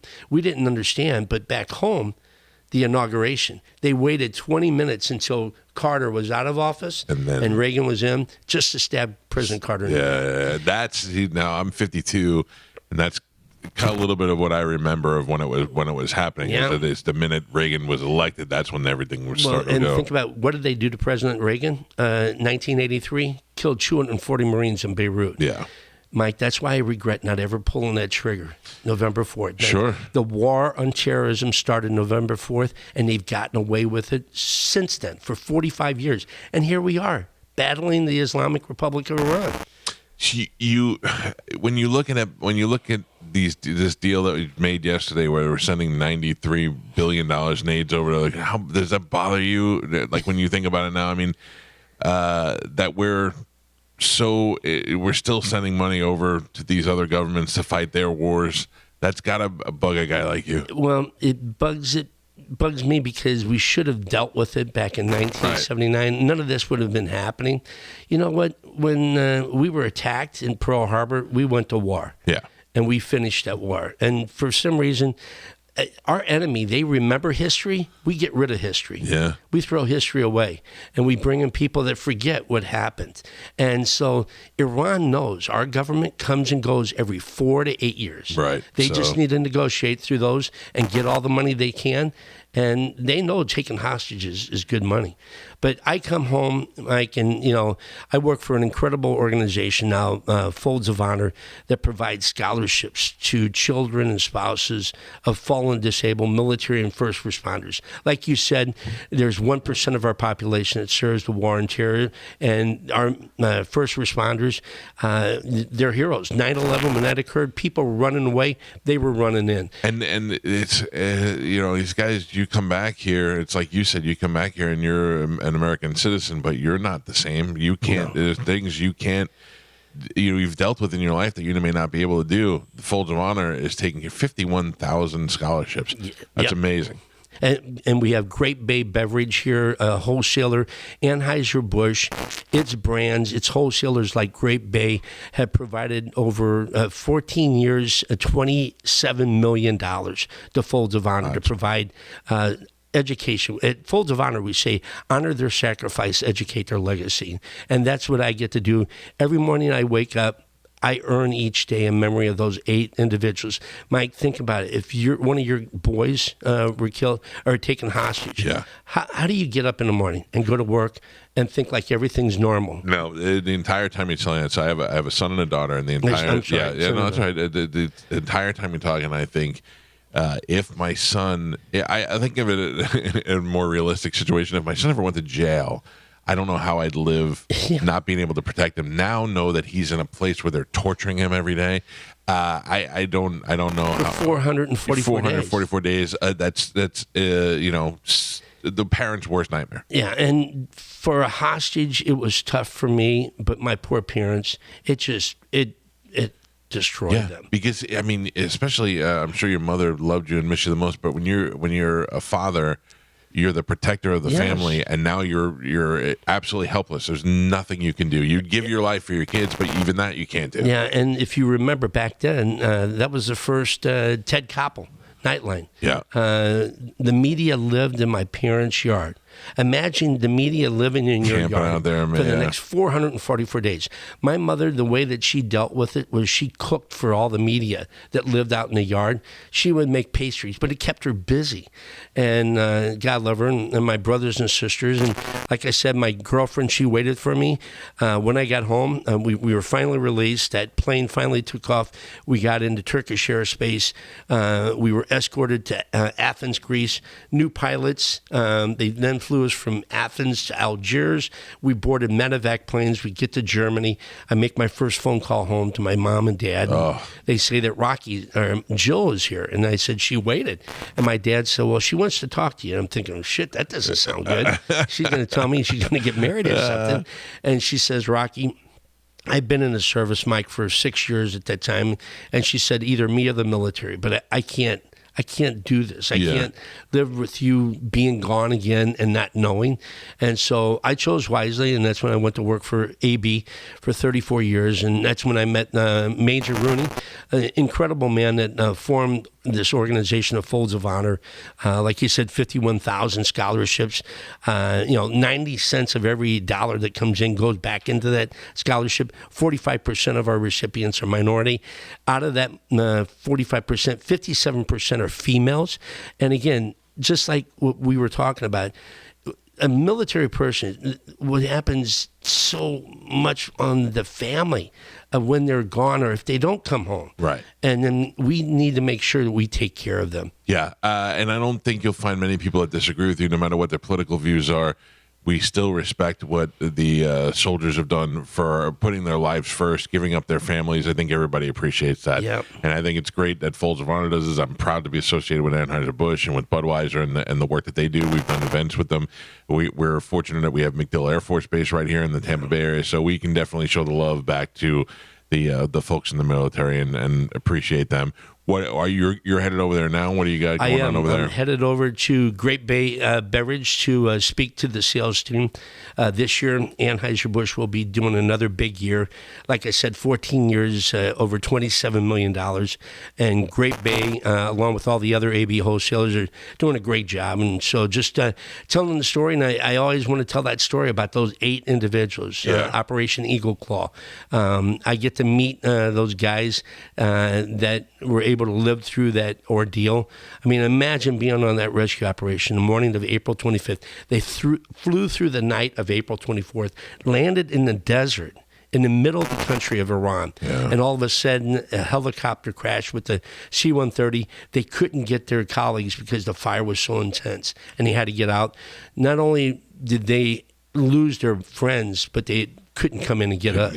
And so I get to see those individuals. And like I said, each day I wake up and I earn in memory of those 8 individuals that sacrificed and had the guts to try. Yeah, I'll tell you, I don't know how you do it. I don't know. I think it's a Sicilian in me. I don't know that I'd be giving anybody up and ratting people out, but boy, I'd be pissed off if I was over there. I'd be mad at everybody when I came back here. Like you're definitely in a good spot mentally with with being able to deal with what you've been through. But it's my wife, my wife. Without her, I would be in a ditch somewhere. She's been with me, before this and after this, and whenever I get off the track, she puts me on track. And I got 3 beautiful kids. I get 4 grandkids. And this is where it gets tough. Those 8 individuals, Mike, they would never have the opportunity to go fishing with their son ever again. Go to a father-daughter dance. Yeah. Walk their daughter down the aisle. It's awful hold to think your about. grandkids. Yeah. And those are things I've gotten to do. And those 8 individuals would never get to do that. And so that's why the American people need to remember our military and our first responders, what they do in their families, what they have to go through. Yeah, I'll tell you, I have always appreciated the military. I've done what I could, to get word out, our band play a function or do something that we could do to help out, because I feel like we all owe it. I feel like we all owe, and I'm not talking about anybody who, just people who've been in bad situations. Anybody who give up their life to go do that for any short amount of time is so appreciated. I'm glad you're here. I'm glad that you're safe and that you're spreading the word and that you're still talking to people and letting them know that they can live on after things like this. Can I tell you the 2 things that I could not get out of my head the entire time you were talking? One is I can't imagine having to just be dirty and no showers and living with other people and just being grossed out for all that time. And the other thing is, man, what a pounding you must have gave that girlfriend when you came home. The whole time I thought, I'm locked in a room with 2 guys. I got out guys outside with machine guns. There's nothing sexual about it. But when I get home, boy, you got 444 days of loving coming at her. That's hilarious. I'm just thinking that's a long time for a 20-something-year-old guy to be sitting there all built up. I'm surprised. Man. Oh, that's great. Well, thank you so much. It's a pleasure and honor to meet you, and thank you for all that you do, and thank you to Folds of Honor, and for you to go out there and speak on their behalf, because when you hear it from a guy who's lived through an experience like that, it means a whole lot more. Well, it's as we say it, Folds of Honor, honor their sacrifice, educate their legacy, and God bless America. And your listeners, have no idea how wonderful our country is. People are trying to get into our country because of our freedom. Don't take it for granted. I'll tell you, when you hear a story like that and you hear about how quick you can lose that freedom, you'll really realize how great we have it here. Yes, sir. Pleasure to meet you. Thank you so much for your service and everything that you've been through. Thank you, sir. We will take a quick break. It's the Mike Calta Show. This is 102.5 The Bone. Is Jack Harlow hip-hop? I didn't even know that. I know that he has New Balance. Yep. And I know that he remade White Man Can't Jump. He also was in the biggest commercial in the Super Bowl. Which made Dunkin' no spot. sense. Well, it just kind of showed his face. Right, but that's what I'm saying. Like, he was in the beginning for like 2 seconds and had nothing But do you to do. I put it on our Facebook page. There's a whole second part to that commercial. They probably had, there was like an after thing with Tom Brady was throwing passes to Ben Affleck and Matt Damon. I saw that, yeah. Yeah, I put it up on our Facebook. I also, I think if you haven't gone to, I'm gonna ask you to do 2 things for me. I don't ask you for a lot. Look at our Instagram. There's a picture of Spanish and Joe there in dressed like baby angels for Valentine's Day. It's actually a little video on our reels that you won't want to miss. There's photos from Rocky Sickman, an American hero, who's just in the studio with us that we put up after the interview. And go like them and do whatever you got to do. And then our big one that I ask you to do is go to YouTube and go to the Mike Calta Show. Just search the Mike Calta Show official channel and then just subscribe to it. That's it. I don't get anything out of it. I'm just trying to build up a good YouTube base. And we put a lot more stuff on there in the last 3 months than I think we did in the last 2 years. So if you are interested in that kind of stuff, want to watch it after the show, full show replays, all of that stuff is up for 100% for free on YouTube. All you have to do is go to YouTube and find the Mike Calta Show. You can go to calta.tv and it'll bring you straight there. And go and subscribe to it. Once you subscribe to it, that'll alert you that there's new videos up, and you can go watch them. You can not watch them, but if you subscribe to it, that'll help us out, help us build the channel. You were talking about the Dunkin' Donuts or the Dunkin' commercial with Ben Affleck and Matt Damon. I saw. I don't know whether it's an outtake or whether an extra thing like you saw, whatever. But did you see where he was saying about the drink and how to order it to Matt Damon? Yes. And it's the Dunkin' Dinky Donut drink or whatever it was. And he goes, say that 3 times fast. And he goes, I haven't done that acting exercise in a long time. And Matt Damon goes, we can tell. Matt Damon's really good at playing the straight guy. He really is, yeah. When he says how you like them donuts and then immediately apologizes before he even gets out of the line out of his mouth, he goes, how you like them? I'm so sorry. It's great. It's a funny commercial. It was perfect for the, I have some sort of weird hair or something in my nose. Want me to get in there? Didn't you just get waxed? I didn't do my nose. Oh. I just did my ear hair. I think the thing about Ben Affleck that I don't like about him is that I think he's really that guy in that commercial. Yeah. You know what I mean? Yeah. Wearing the jumpsuit and being Boston, and you're like, oh, shut up. Yeah. Yeah, his Boston accent is just so awful in that commercial, and I bet he really wants to be like that. I gotta tell you though, that movie The Town is so good. Really Yes. good. So good. Oh, I like Ben Affleck a lot. I think he's, but I'm saying that's very Boston movie too, but it's a really good movie. I want to thank again Rocky Sickman for coming by, and he gave me 2 of the coins. Yeah. What are they officially called? These are challenge coins. And one is a Folds of Honor coin that is very cool. It says honor their sacrifice, educate their legacy. And then the other one is commemorating the Iran hostage, the Tehran hostage situation. And it says 444 days, Iran hostage on the back. That is very cool. I have a bunch of these. They're given to me over the years by military folks, and I saved every one of them. I have them in a Crown Royal bag in my office, and I found out now that they make display cases for them. So I'd like to get them and put the display case up. What office? The office here, the one that I put the good stuff in. Yeah. If you're joining the show late this morning, Carmen went in my office at work that Dom keeps trying to steal from us, and we're giving away stuff in my office. We gave away an autographed, what's his name? Matt Joyce. Matt Joyce. Why'd Brittany you help Joyce's him? husband. Why? Yeah, it just takes me a second to get things.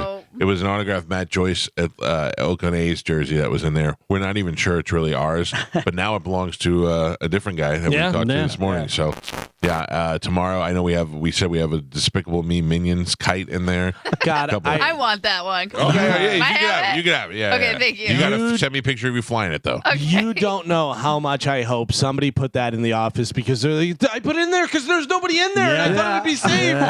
Like, just put it in there on Monday. Yeah, it's my office. It'd be great though. Yeah, don't worry. There's more treasure in there, and we'll continue to give that stuff away. Find it. Ladies and gentlemen, it is very late, but it's time to check in with Galvin. He's got a brand new open letter. And now, an open letter from Galvin. This is an open letter to people that are probably crazy. Dear people that are probably crazy. Seriously? So, obviously, mental health is no joke. But when I say crazy in this open letter, I'm talking about anyone that is doing something or showing signs that they are someone you definitely don't want to deal with. One of my favorite sayings is when someone shows you who they are, believe them. That'll save you so much time and trouble in your life. I'll give you an example. If you see a hot girl and you notice that her phone screen is cracked, and I'm not talking about just a small crack. I'm talking about spiderweb cracked, like it looks like it was laying on I-4 from 5 to 8 p.m. on a Friday night. Get away from her as fast as you can, no matter how hot she is. If you see someone driving around in a car covered in bumper stickers, give them a wide berth. They have too many opinions, and they want to yell them all to you all at once. Also, they thought something like, no baby on board, so feel free to run into me, was so funny that they wanted to put it on their car permanently so everyone else could see it and laugh. White women with a shaved head, if you see one in the wild, much like other wild animals, turn and go the other way. Don't make eye contact. Don't draw any attention to yourself. If there's a person that was homeschooled or doesn't own a TV, or if they don't like dogs, what is going on in your life? Actually, I don't want to know, because I don't want to be involved. Is every kid born after 2008 allergic to peanuts? Are they? Or do they have lunatic parents that enjoy having something weird to talk about their kids that give them some sense of purpose and something to talk about? I know that that's a thing that is out there, but I've never actually met someone that's allergic to peanuts. But also, if you are allergic to peanuts, isn't that just God's way of saying maybe this life isn't for you? I'm Galvin from the Mike Calta Show, and this has been an open letter to people that are probably crazy. Thank you, Galvin. Hilarious. Has anybody ever met anybody that's actually allergic to peanuts? No. Yeah. Stand by. You just hear about it. Yeah. I think I'm getting a telemarketing call. Oh yeah. Hello. Hello? Hello? I'm upstairs. Hello. Oh, boo. Riveting. Oh. I'm kidding. Oh, I'm kidding. I meant the phone call. Stop doing that, Carmen, because he looks right at me when you do that. He looks angrily at me. You said it's hard getting back on your diet, and she said, shocker. Now you take the Meanwhile, phone she's the call? only one who screwed up Riveting. today. Oh, what'd you How did I do? screw up? Why do we double and then there's no commercial breaks left at the top of the hour? What do you mean? It was pretty self-explanatory. No, it wasn't. I don't understand what you're asking. Why did we double in the last break if there's no more breaks left at the top of the hour? No, so we have one more commercial that's between us and the after show. Well, then why did you send me a note that says we have no commercial breaks left? Because that's what I thought she was saying. Oh. Apologize to She Carmen. said that Yeah. means we would be Yeah. coming back for our last talk break. What's Right. that? What did she say? Our last talk break.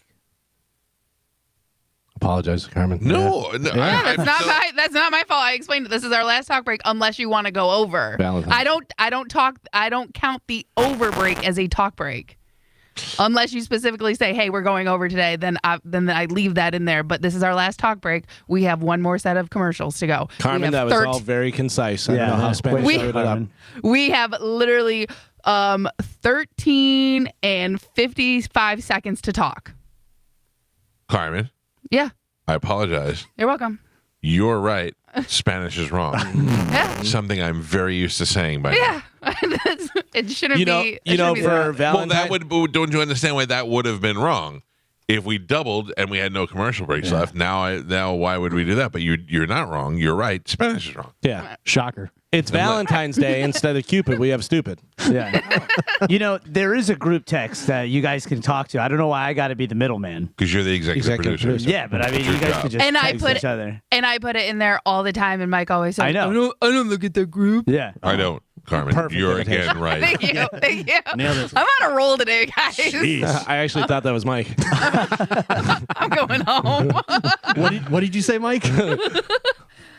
I don't look at the group chat. Did anybody want a peanut? Why do I talk like that? Why do you hear that when I talk? like that? I don't know. I do that to my wife all the time. She's like, and then you're like, oh, I don't know where my shoes are. And I go, yes. But then I ask you, and you said, your shoes are in your car. You should find them. That's what I'm going to start doing. I'm going to start imitating you when you talk. Go ahead. Okay. You know what you got to do, though, is go, nom, nom, nom, nom. And then talk. Nom, nom, nom, nom. Because when she eats, it's adorable. Hey, guys, we don't have any more commercials. Nom, nom, nom, nom, nom, nom. I got to run to the bathroom. Damn it. Nailed it. My daughter does it now. My daughter goes, then you came in and said, what are you doing? I go, oh, really? You too? I go, you too? You got suckered right into it. When my kids imitate Imitate you. the same thing. I sound like that. Are you okay, Gio? Being that we have one commercial break left, I want to remind everybody that on Saturday, February 24th, my friends at Shark Coast Tactical will be hosting the crew from Silence & Co. and Fusion Thermal. They'll be at the shop, meeting you, hanging out, doing deals, slinging deals on their amazing line of suppressors. Shark Coast will have all the deals. Now listen to this. They got the best cans in the game. You buy one thermal, you get a free AR-15. You're not hearing that wrong. Shark Coast is giving away 2 suppressors only on Silent Co. and Fusion Thermal Day on the 24th. So they're giving away 2, and if you buy one thermal, you get a free AR-15. So you don't want to miss Silent Co. and Fusion Thermal Day on Saturday, February 24th. They have, as usual, a ton of prizes and giveaways, special offers, and those 2 folks, Silent Co. and Fusion, will be in the shop. Shark Coast is on Bee Ridge Road in Sarasota. You can find them on social media, and make sure you tell them you heard about it on the Mike Calta Show. Not going there. I cannot go there that day. I would very much like to, but I cannot.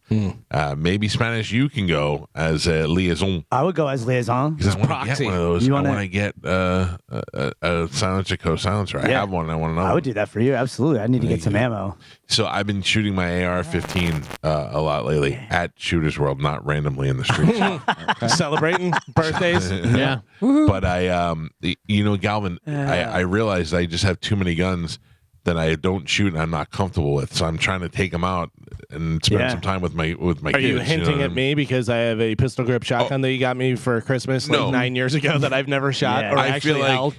when it's time for you to use that, you'll suddenly know how to do it. Yeah, I think so. I watch a lot of action movies. Yeah. Okay. Carmen, I'm getting another phone call. Should I rivet everybody and answer it again? Why? Why are you gonna do that? Let's just see who's asking me for a moment. Okay, go for it. Hello. Hello. Hello. Hi, Mr. Calta. Yeah. How you doing? This is Rhonda Taylor. I'm a paid solicitor. Nope. Your test results are back. Wouldn't that have been great? Yo, you got AIDS. Why couldn't you go with, I don't know, I'm going to go to AIDS. Oh, Jesus. how did your test results go? I'd rather not talk about it. I'm sorry. Sad. I'm kidding. No, I don't. He said I'm fine. Nice. Yeah. I figured if they were doing it over the phone or like over face message thing video, what is it called, Wow. Joe? You millennials really got to Joe, tell let me me. apologize. Maybe it is on Carmen. You got it. FaceTime? I had a teledoc appointment. Teledoc. See, but there's so many different things. But the teledoc, I figured if they were doing it over that, it wasn't serious. No, if you had to go well- down there, they'd be like, bad news. No, it's definitely not bad news. It's I had a hernia that was taken care of, and then I had some pain there and some swelling, and my doctor said go get an ultrasound, and he said that they found nothing there. He Nice. said it's fine. Perfect. It got pushed back in. Maybe poking through a little bit, but it's nothing's happened. They did a teledoc thing, and he said, well, congratulations, it's twins. And I said, my doctor said, when you called me, you said, whoa, something hurts over here on my side. He said, Mike Calta Show, good morning. Hi, this is Lynn. Hi, Lynn. I called earlier, and it was all noisy, and the forklifts were beeping, and I was so excited to hear Still from is. you guys. And you know what, Mike? You're the only nice one on that show, besides Right? Carmen. Right? Thank you. Yeah. Right? Her Hey. skin feels like Hey, butter. Lynn, are you still stacking pallets? Good Lord, we can barely hear you. Yes, I am. Yes, I am. Since 4 a.m. We got to make sure we got a lot of pasta on that shelf and everything else you guys love. Where are you working? What are you, at Costco or something? Costco. Yeah. Yeah, Costco. 24 years. So you're telling me you called in the 6 o'clock hour, realized it was all loud, and we had to hang up on you, and then you called back, and you've been listening to the show the whole time?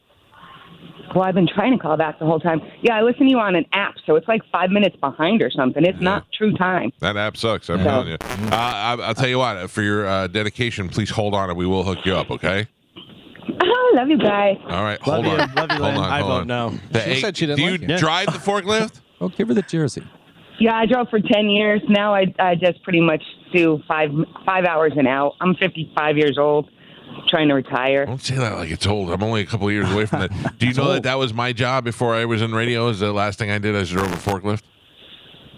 Yes, it's cool as long as you don't have to drive in the freezer here.